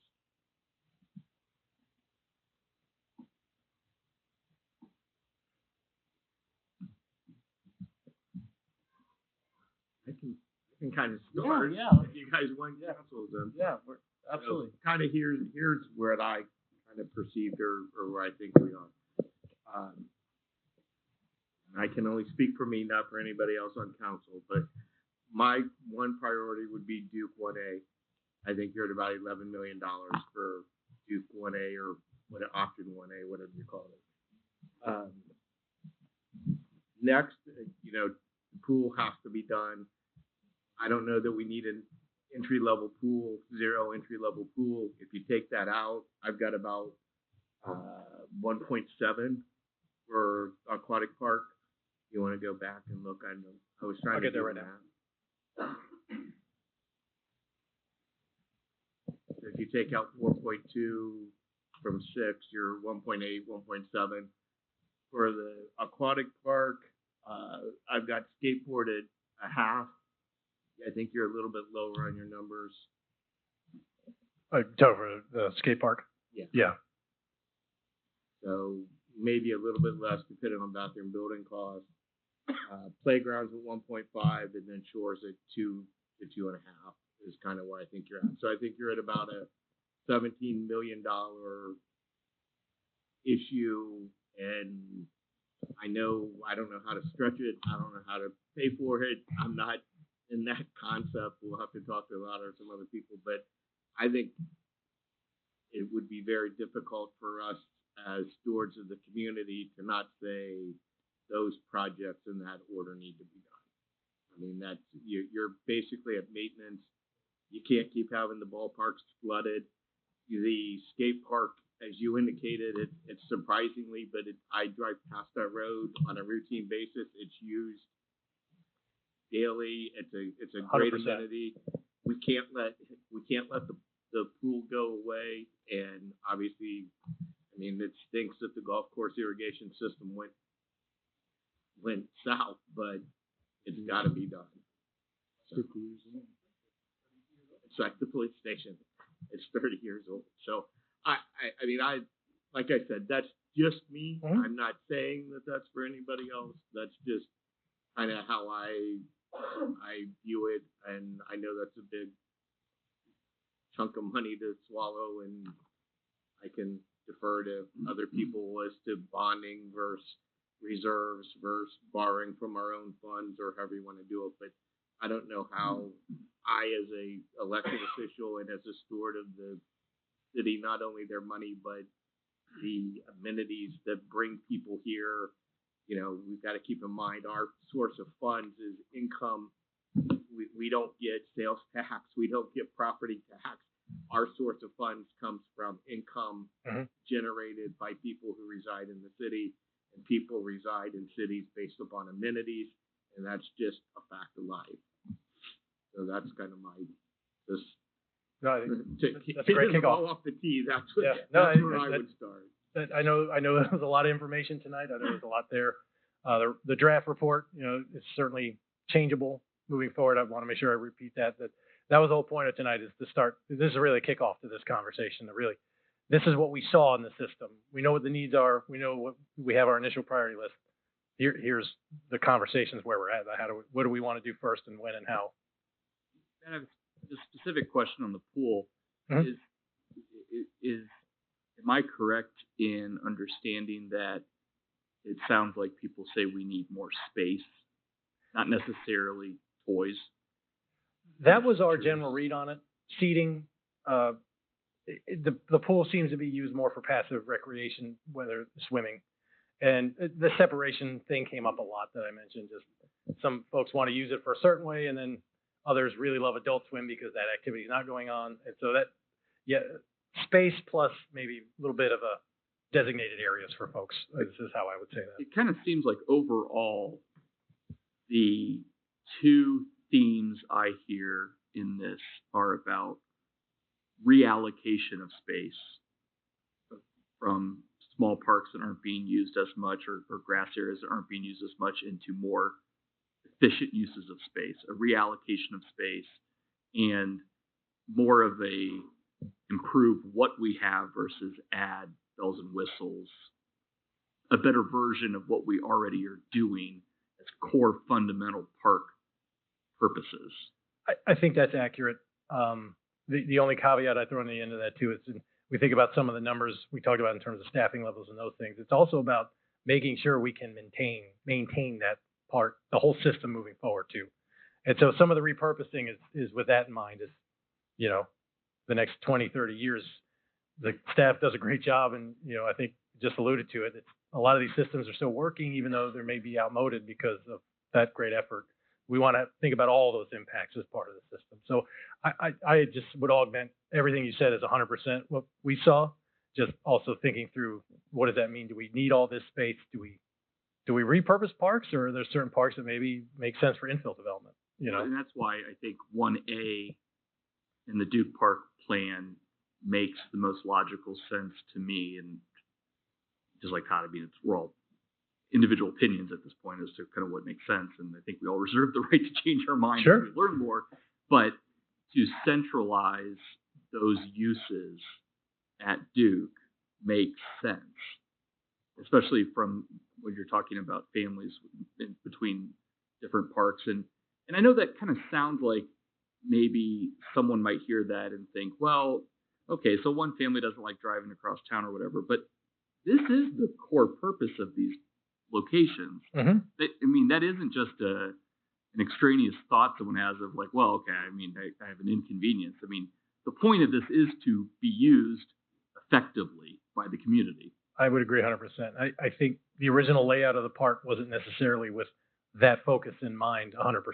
And so one of the reasons you see it laid out the way it is because it was trying to be a combination of things, somewhat community park, somewhat sports park. And now, for all the reasons we talked about, a lot of families drive there. They have multiple kids, maybe in different levels of the different sports.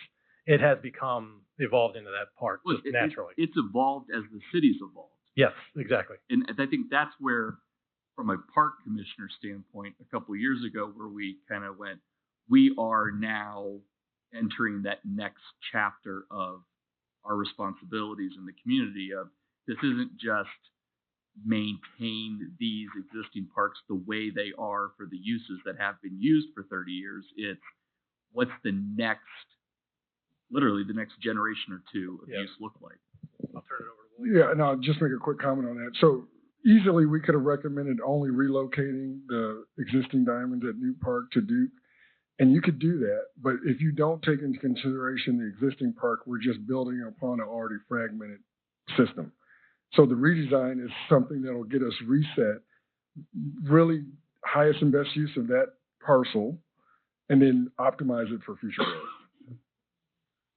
Yeah, I think if there's more concurrence on that sort of theme, that the operational part of that too needs to be a big part of that conversation. So You mentioned operational, the groups going together.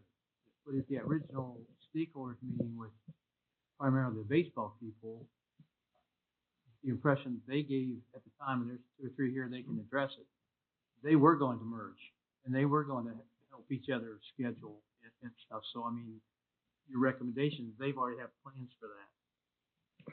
Yeah, and unfortunately, I was not at the original group. We didn't meet with that group once we were on board, and there was a lot of discussion around that. I think each of them have their own unique offerings.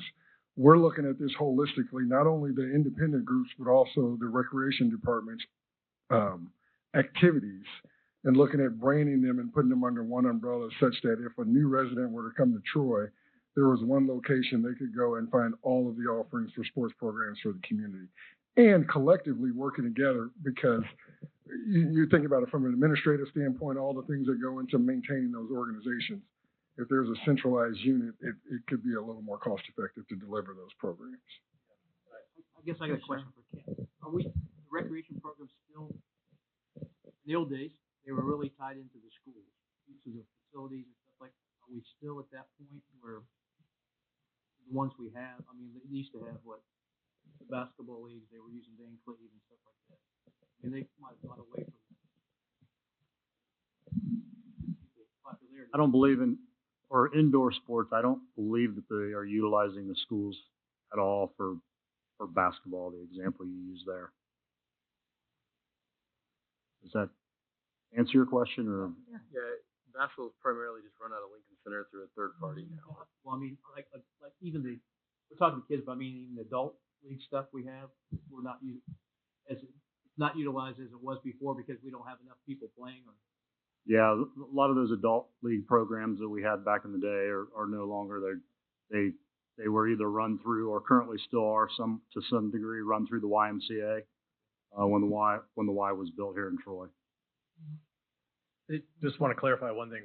When we talk about that parent organization, it's not just baseball. It's baseball, football, soccer, the whole maintenance. That all becomes this group's responsibility as kind of that organization that does that. So I don't know if we hit on that as clearly earlier, but really, it's kind of like the rec department, park department, feeding the general operation of that whole facility over to this group that would work collectively. And I don't want to speak for William because it's his expertise, but that seems to be where most of these facilities are heading. Is that correct? And there could be a combination from an operational standpoint where the park department still creates the program for maintenance and things of that nature, but it's on the onus of the group to come together and fundraise and do all the things necessary. And other options, and again, in the full documentation, you'll see this.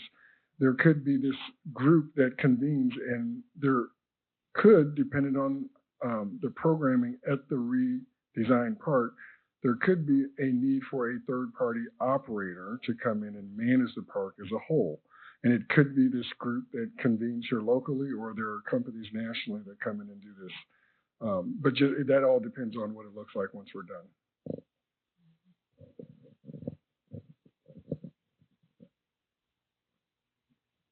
So I want to talk. Hold on. Oh, speaking to Mike. Thank you, Bill.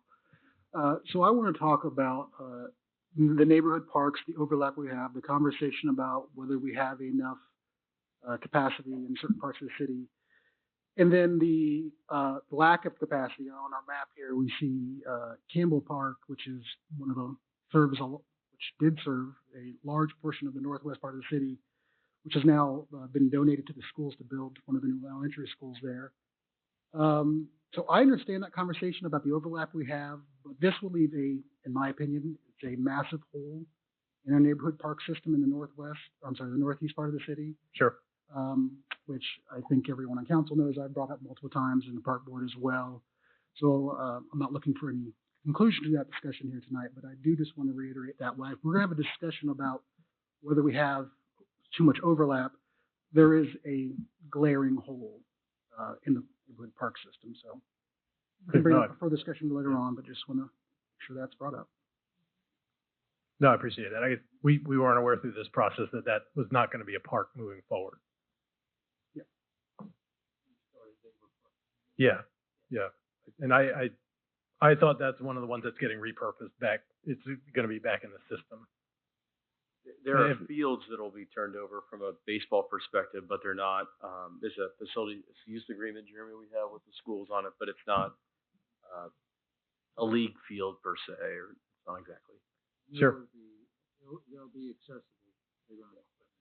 Won't be a separate. I understand. They're not laws. I'm arguing with you, Jeff. I'm just. I understand that there will be playground equipment at a school. But And there's HOA parks within the, it's the first ward is what it is. Yeah. These are not city parks. And that is, just want to No, make that. fair taking point.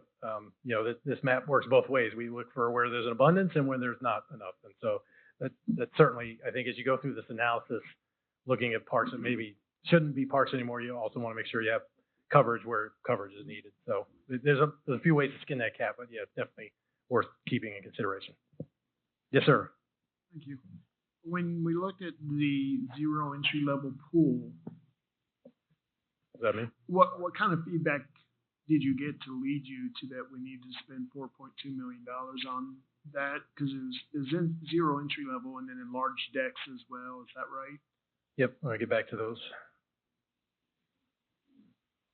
So when we asked the community online survey, we basically took every option that was in that plan, all three, and laid them out 15 across the board and said, which one do you want to see most, second most, third most, et cetera. And the 5 that bubbled up to the top of those 882 respondents were these 5. And then we heard similar results at Strawberry Fest. The report alluded to this. And then our focus group really dug in to that. When we combined all the things that we heard, these are the ones that bubbled up to the top. In particular, even in that report, it says there's probably not enough pool area now for the users that use it. Not to the size of that plan, but it's like 2,000 square feet of pool area short of just the active users today. And so considering population growth, what we heard from all those stakeholders, we thought that was the most logical recommendation. If you're going to improve the facility, expand it, make it bigger, adjust for population growth, and adding the extra space that's already needed. That's how we got to that conclusion. How much increased water space would that allow with that plan you have? I believe it was 6,500 square feet of area of water added to this plan here. I'd have to go back and double check that, but it was somewhere in that range. And what's our current space? It's right around 4,000, I believe. I mean, Ken, do you know that better than I do? I don't know the square footage currently, but I want to maybe clarify the wording on this bullet point needs to be maybe corrected. It should not say zero depth entry. It's a leisure pool area, which is primarily all at approximately 4 feet deep. So that's what the need is more water or that depth of water. Whereas the current design where we have right now, there is a very minimal area of the pool that has that depth of water to be utilized. That's where we have a shortfall of leisure pool water, which is approximately 4 feet, give or take. So that on this particular diagram here on this slide, that leisure pool would not be a zero depth entry pool, but would be all at a depth of roughly 4 feet. Okay. Question for Ken. Yep.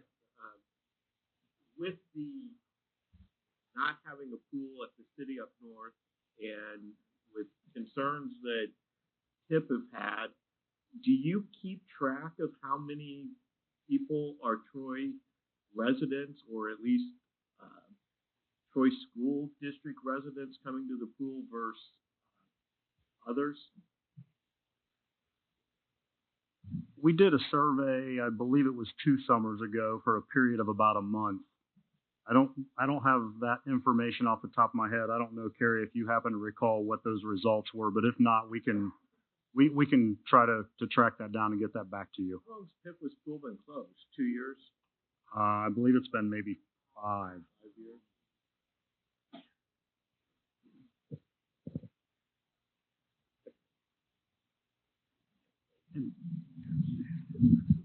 Recently, council approved the maintenance item cost. I think somewhere around $2 million. Ken, is that about right? Something like that. Yes, the existing maintenance items cost there, the 1.565 is the item that We are currently working with our consultant to get the bid specs prepared, to go to bid in 2026 so that we can tackle that project between the 2026 and 27 seasons. Right, so we've already approved the maintenance items, then, right? And That's correct. it was my understanding is that by doing those maintenance items, that would not affect that would essentially the existing pool would not be modified as in any future developments, so that the pools that we're talking about here, whether it's the youth pool or the baby pool, those would not be connected to the existing structure. Is that right? Because we're not going to spend. I mean, we're doing all new gutters, and I mean everything that in Wall Street and replacing some walls and everything in the pool. So we're not going to be carrying those back. The concern of council when we approved that maintenance was that we weren't going to be carrying up any of the maintenance that we paid for to build new structures. That is correct. So these new For pools example, that we're talking about this has major nothing pool to would do not with be the connected. existing structure of the pool. They would be completely different, offset from the main pool. Correct. Okay, that was my question on that. Thank you so much. Yep. And then the reason we leave recommendations like that in the plan is for the grant funding. If it's in the plan, it's there. As you go to bid, you might find grant opportunities that are available to you. So we always like to encapsulate, even if they're in motion, we like to make sure they're in the plan, just so you know. A question for William. If we decide to go on the road of the Duke Park 1A option for the ball fields, what kind of potential draw for baseball and travel ball might that offer us? Yeah, it's totally dependent on what level of 1A we do. Our recommendation obviously would be as we reposition the fields to make sure they're artificial turf. That's going to be the biggest draw that's going to be the biggest benefit locally to extend that playability on that surface, but also the biggest draw to bring tournaments here. We heard a lot from the groups that we met with that this is an attractive destination for the events, but not having the synthetic turf so you can guarantee the games makes it difficult to get the number of teams to come in. So it could, depending on the design and the layout and the actual number of fields, both rectangle fields, what we call multi-purpose fields, and diamonds, it could significantly change the landscape of that park and really start to drive some more economic activity. Sir, I had a question following up from what Jeff was talking about earlier in the absence of parks in certain areas. And as it relates to connectivity, we kind of talked about that a little bit, where there is some trail use, but it's isolated per park. Mm-hmm. And I know we didn't get into too much of what connectivity could be looked at overall in the community, but is that a solution in ways to connect neighborhoods, or is that an unrealistic kind of idea, fantasy that people are going to get on the bike trail to go from one place to another, but it's not in reality how people are moving to use a park that's not in the neighborhood? it really depends on the type of park and the amenities offered. Nobody's riding their bike to Duke Park because you got equipment, baseball bags, all those things. This is really about connecting not just the parks themselves, but the community as a whole. So downtown to some of these parks, to the neighborhoods. We didn't dive too far into that because we spent a lot of time working through the complete street sort of trails aspect in the comprehensive plan. So what we've done is sort of incorporate those recommendations here to reiterate them. When you're saying people aren't riding a bike to Duke Park, you mean for sports activities, uses. Because recreationally, lots of people do. Yeah, to use the other amenities there. Yeah, I was talking specifically. You're not going to replace trips. We'll call it like car trips with bike trips if you're going there for baseball, football, those sorts of things. But I guess the question as a follow-up for Jeff is kind of what uses are you most concerned about? Recreational passive activity or active? Oh, I would think a passive park in the ward. I'm not trying to put the large amenities out there. So that's a neighborhood park. Yeah. The genesis of my question is, there are ways to get around town in some neighborhoods that are easier than others. Are people actually going to use bike paths and trails and complete streets to go to another neighborhood's park or accessibility? It depends on comfort. I'll call it comfortability, but safety. are people willing to get on their bike to go between these parks because it feels safe to do so. So whether that's separated bike path, a shared lane that's, really sort of physically separated from the auto traffic, a lot of that depends on the design. The communities that are really successful with this, they sort of integrate trails everywhere and they do get used, especially when they start connecting multiple amenities. So that was the idea behind this map where we were trying to do that. And when you're talking about integrating trails, are you talking about trails that are exclusively for pedestrian use, or are you talking about also street multi-use? Yeah, it depends on the street. There's a lot of design considerations that have to go in there.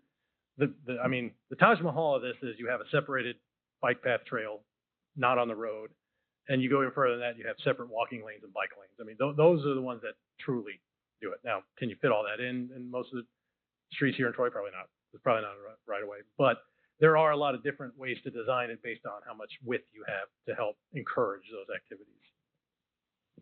Yes, sir. I want to follow up with William a little bit and Mr. Whitten's comment. You indicated that you're familiar with Indiana and the tournament, so I'm sure you've heard of Grant Park or been to Grant Park. Based on your education and experience involving in those sorts of issues, I think that's sort of what Mr. Whitten was trying to allude to too.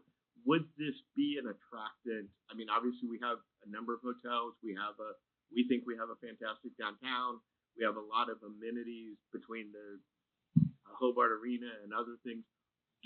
I think the question really is the difference between 1A and 1B, and is that an economic driver for our community to go to that level? At least that's how I perceive that question. Yes, very familiar with Grand Park. I ran the complex for 6 years, so very much so. And we would never be that big, but yes, but in 1A versus 1B, there's a significant difference.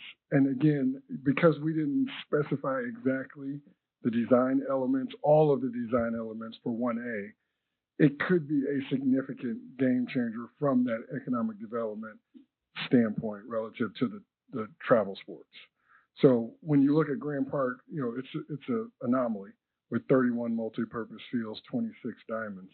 With this, if we could concentrate anywhere between 10 to 16 diamonds, and I think we were looking at 7 to 12 multi-purpose fields in one location.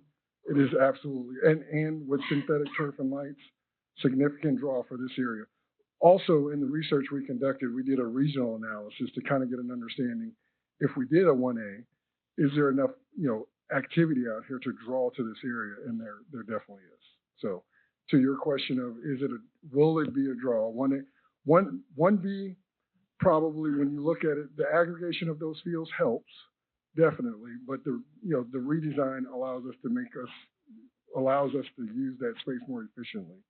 So aggregating those other fields we would bring over smaller fields.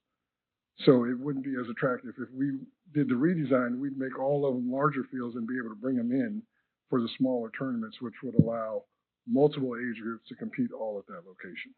For people who aren't familiar, is there a need for tournaments? Is that something, you're talking sort of the choir with me, yes. But I mean, can you explain what the economic impact of that could potentially be, or what you've seen in your experience?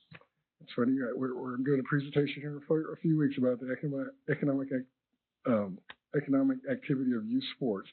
But right now, overall, it's a $1.6 billion industry that continues to grow. We somewhat call it recession. We've always called it recession-proof.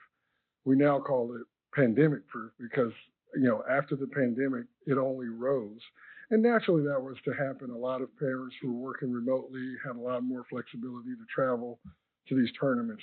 But even in this area, when we look at what happened around Grand Park after it was built, it only intensified the need for the diamonds around it because they grew to a point where the 26 diamonds weren't enough in 2 years.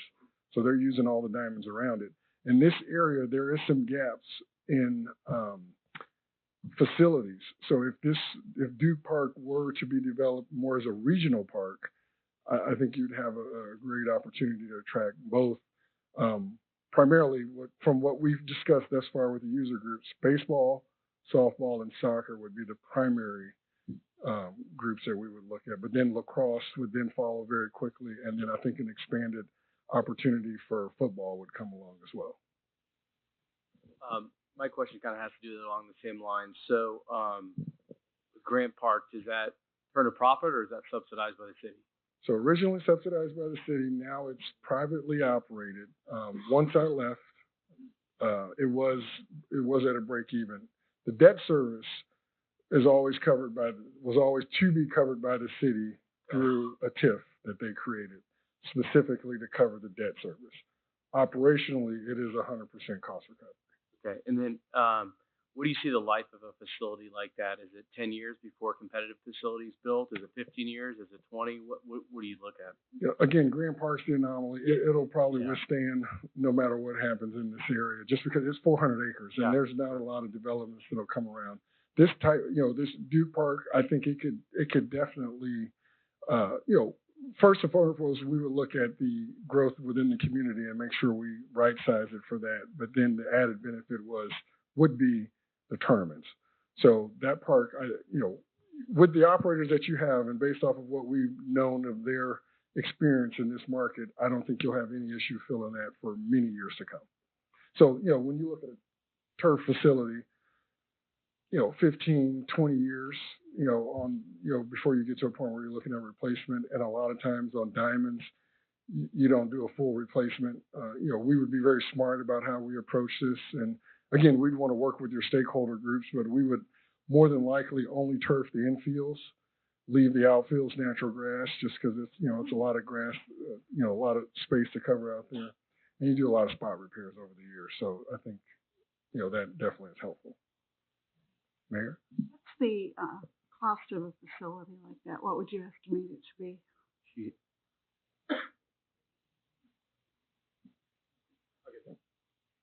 Yeah, because and what again, you presented was pretty basic. It's yeah. It's a wide range, and that depends a lot on a few variables. We don't really know where the utilities are. We're talking about adding bathrooms, water. Thank you, William. So we're talking about that, that plays, do we go natural or turf fields, and to what degree, how much parking do we add? So, if you go all in the Taj Mahal for the space available, it would be in that upper part of that range. Is that kind of what you're asking? I do want to be respectful of everybody's time. Is there anything else from the City Council, Park Board, Rec Board, as far as discussion topics? So far, I kind of have the Duke construction and expansion, pool upgrades, park consolidation or repurposement, 5-year maintenance plan, Joe Reardon skate park sounds like some of the key priorities.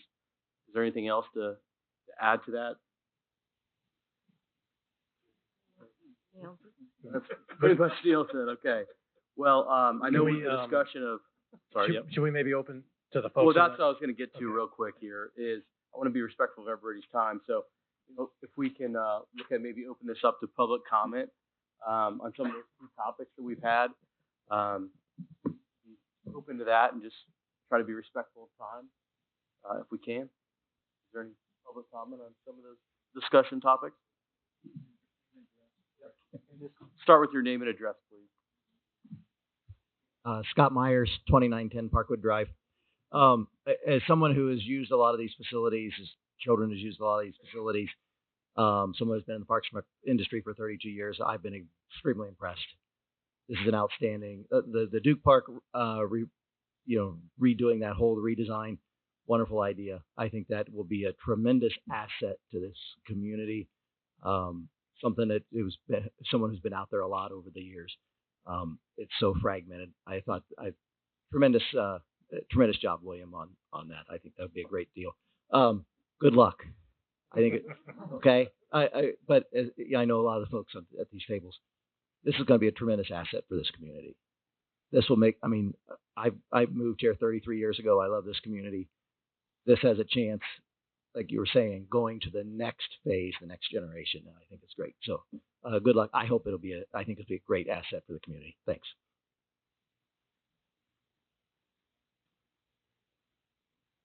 Anyone else out there have a comment? By all means.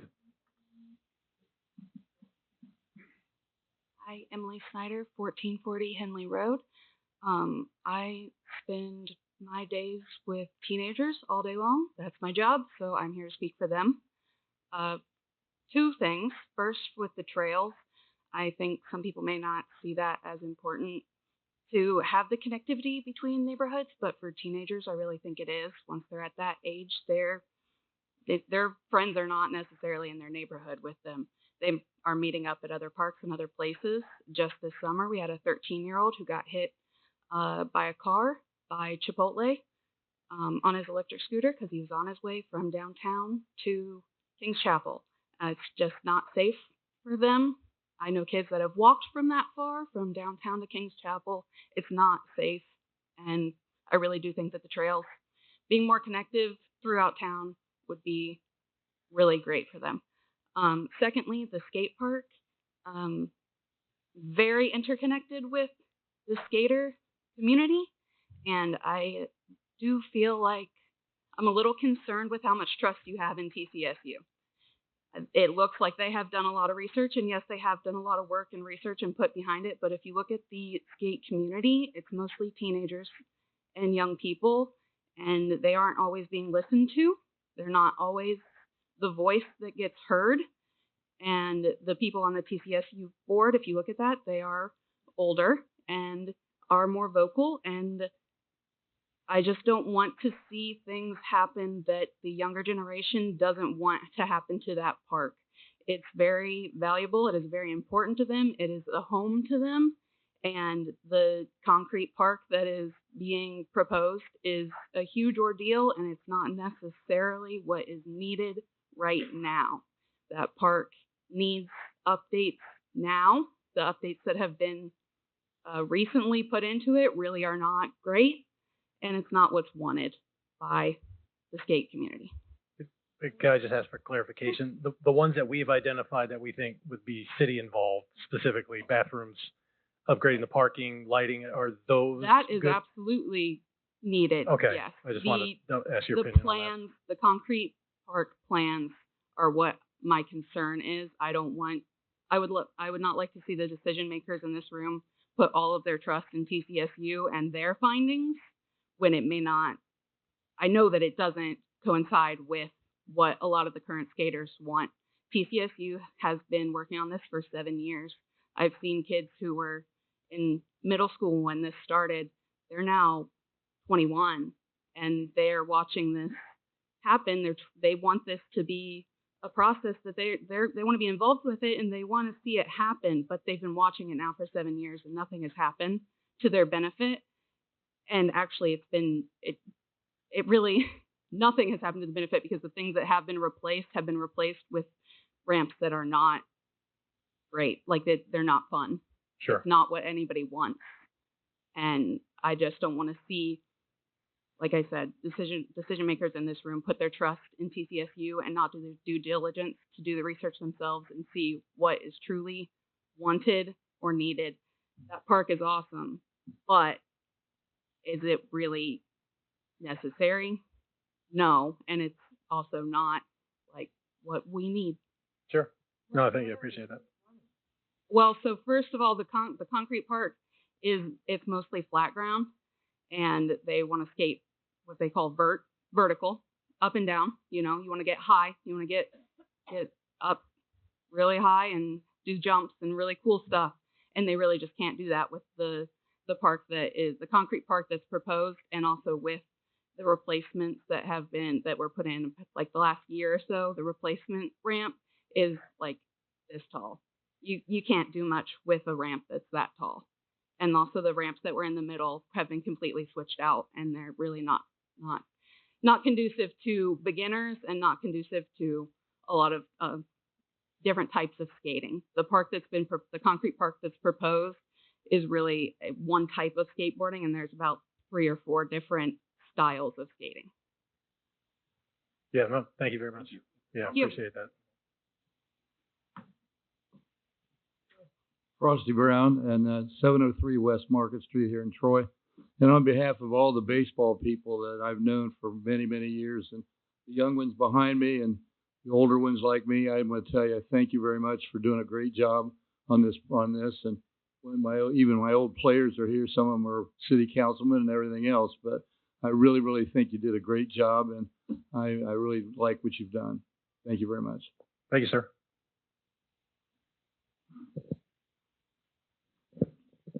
Steve Henriksen at 975 Dickerson. You've presented us with a mountain of information, okay? So I'm hoping that we don't all say, oh, we're going to vote on it tonight, okay? We're not voting tonight. We have an opportunity to invest in the community. And I think what that tells to me is we need to Nike this thing. Just do it. I want to talk about this for about 3 more years and say, oh, let's have another committee to look at it. Let's figure out a way to do it. And it's not going to be cheap. We're probably going to have to borrow a lot of money, which is okay because the community is going to get something back for this for decades. And if we're not, don't do it at all. I think what you've presented makes a lot of sense.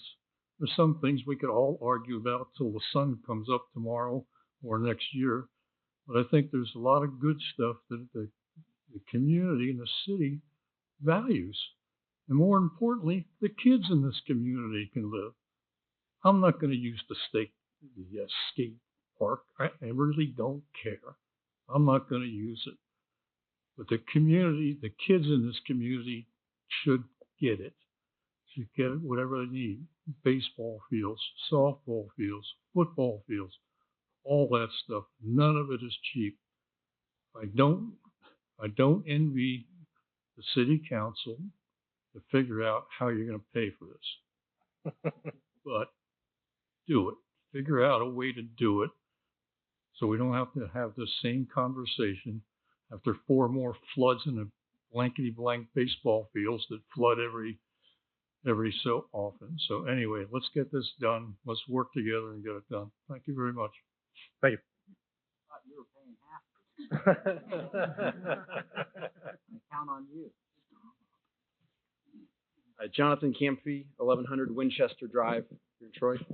I was just wondering if you could give a little bit more clarity to the 5 parks, in particular Haywood, that you are recommending to the city to repurpose or even sell. I think that's one of the choices.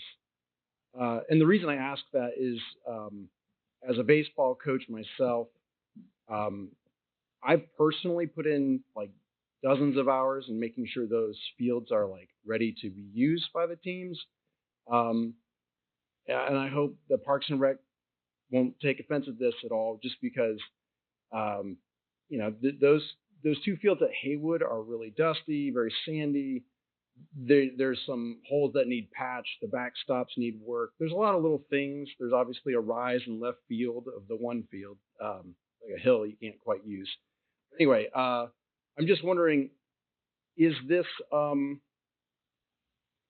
what are your thoughts on that particular park when the baseball community is already at a lack of practice fields, and that park in particular I know gets used a lot in the spring, summer, fall by baseball teams? Sure. The thought process was it was multi-layered. The first layer was this map and where do we have all the overlap, just in terms of park space. And so that's where we started thinking about it. In the case of that particular park, I think it's kind of a 1A, 1B. You look at what happens to that park depending on what option we just discussed, 1A. If all of a sudden you have all these extra fields, these extra coverage, then you start to think of all those numbers, all those metrics we looked at. Do we still need the extra fields here? The answer might be yes. These are the ones we've identified that make the most sense to examine. Do we still need those if we go forward with option 1A? Or does that land suit a better purpose at that point in time? So that was part of the evaluation that went into it. In particular, that part in Hurlinger.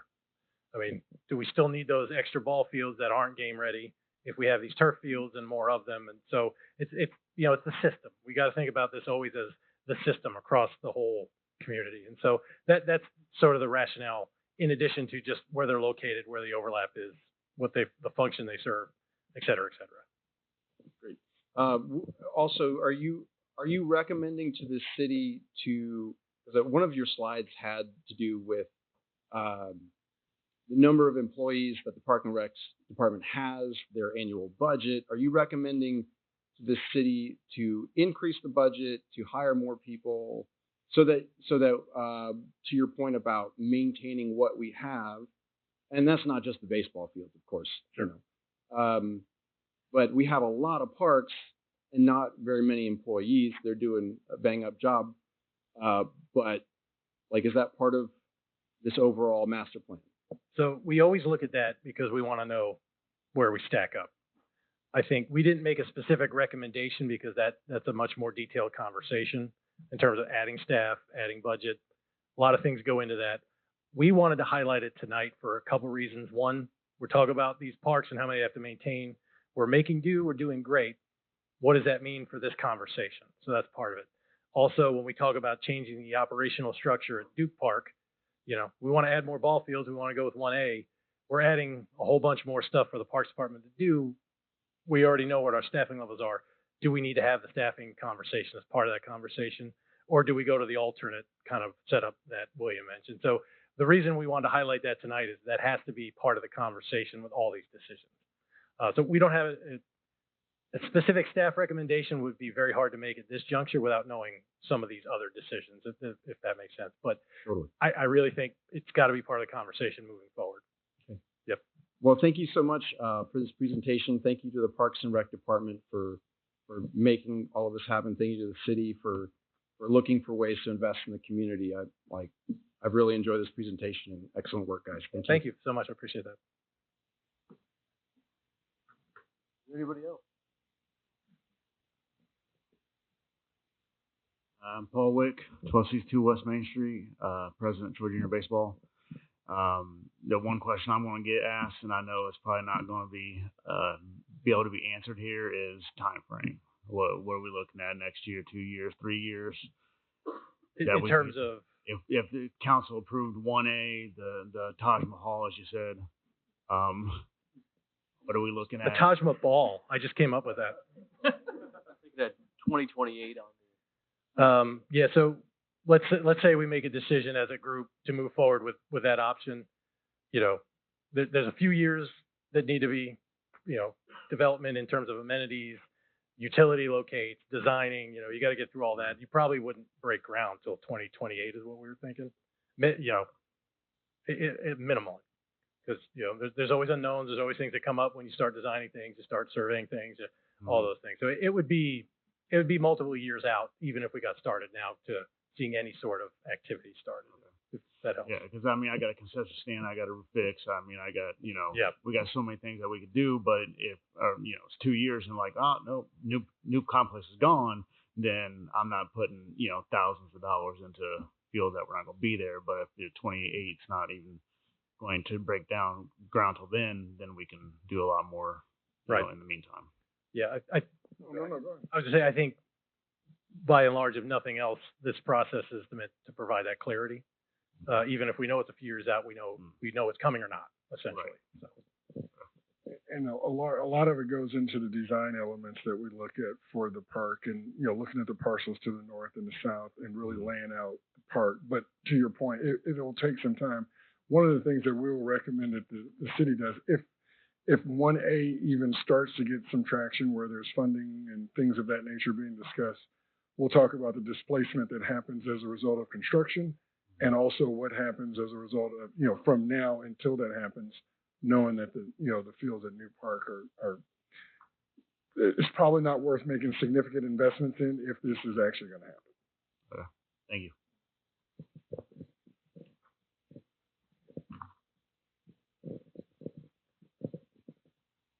Hello, my name is Nicole Bevington. I live at 150 North Dorset.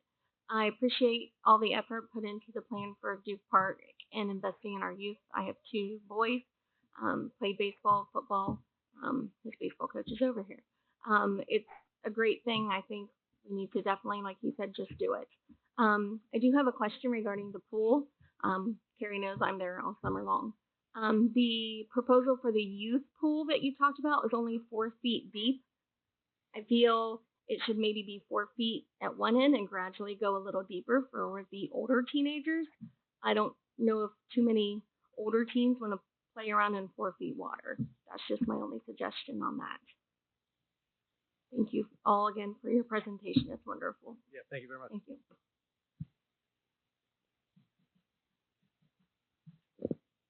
Anybody else out there? As far as, I guess from the city, I don't know if we have a plan yet, but as far as where this document lives or how it's accessible, I think we've had this discussion from a park board standpoint. It's tremendous guide rails. It gives us clarity, gives us a plan kind of moving forward. I'd like to see it housed somewhere that is visible for everyone online. Eventually, I don't know what that plan is, when that time is, but you know, the thought process is if we did this 25 years ago and had a nice binder and we put it on a shelf and forgot about it, right? Yep. And I just don't want to see that happen. I like to know that there's a plan going forward and we have something outlined. So I don't know if we have a plan for that or we've had those discussions yet, but I'd like to see that done. Yep. So, by the end of it. so the plan that has been discussed tonight is still very much a draft. We're still fine tuning it. Obviously, these conversations, there might be a few more planned as we talk through it. We've talked to staff about that. At some point in the contract, we always do this when the plan is more solidified. We go back to the public. We'll figure out if we do an open house, showcase these things, make sure they see the recommendations that way. And then the city always makes these plans available through their website for public download. Once they're in the form that we can get it there. Jordan, tonight, we're assuming it was successfully recorded. Okay. Yep. So we were gonna have a link on the city's website. We really didn't talk at length, but since this presentation references what is very clearly stamped draft, I think we could certainly put this on there, and then we'll just update it when we do get a final version, and that way it'll be out there pretty much immediately by the end of the week. And that's great. Any further comments from the rec board? Not from me at all. I don't know if anybody, other board members have anything. No, we're real good. City council? I had a question. So just Hold on. We need the mic. I'm sure you do. You were on that. That's awesome. Much appreciation. Yeah. So just, you said, a possibility of breaking ground 2028. Okay. Whenever it would happen. How long does something like that take? To build? Would it just be a season? So again, it would depend on how much we move and where we relocate. And again, we were out for a day and looked at the site, and I saw the land to the north and south, but I don't know, to your point, drainage, things of that nature. If it's minimal dirt work, it goes a lot quicker, as you could imagine. Rectangle fields don't take nearly as long as diamonds, but they all take a little bit of time. So you could be looking at a 24, 30, depending 36-month construction timeline. It just really depends on what all goes into it and how much we have to move. Part of our initial discussions were trying to aggregate all of the rectangle fields to the south end of the park and keep the diamonds to the north end. So depending on how much movement there. But again, all the things we don't know yet, there could still be activity there during construction depending on how we stage it. This could be a project that is phased in over multiple years if that is needed. So all those things are still kind of on the table. Thank you. To that point, just doing this as long as I have, we don't know how much it's currently just being rented as farmland. How much of that dirt are we going to have to scrape off and then rebalance? There's so many things that you got to think through that put some more light on that timeline. That we just don't have those variables yet. I was just curious. Yep.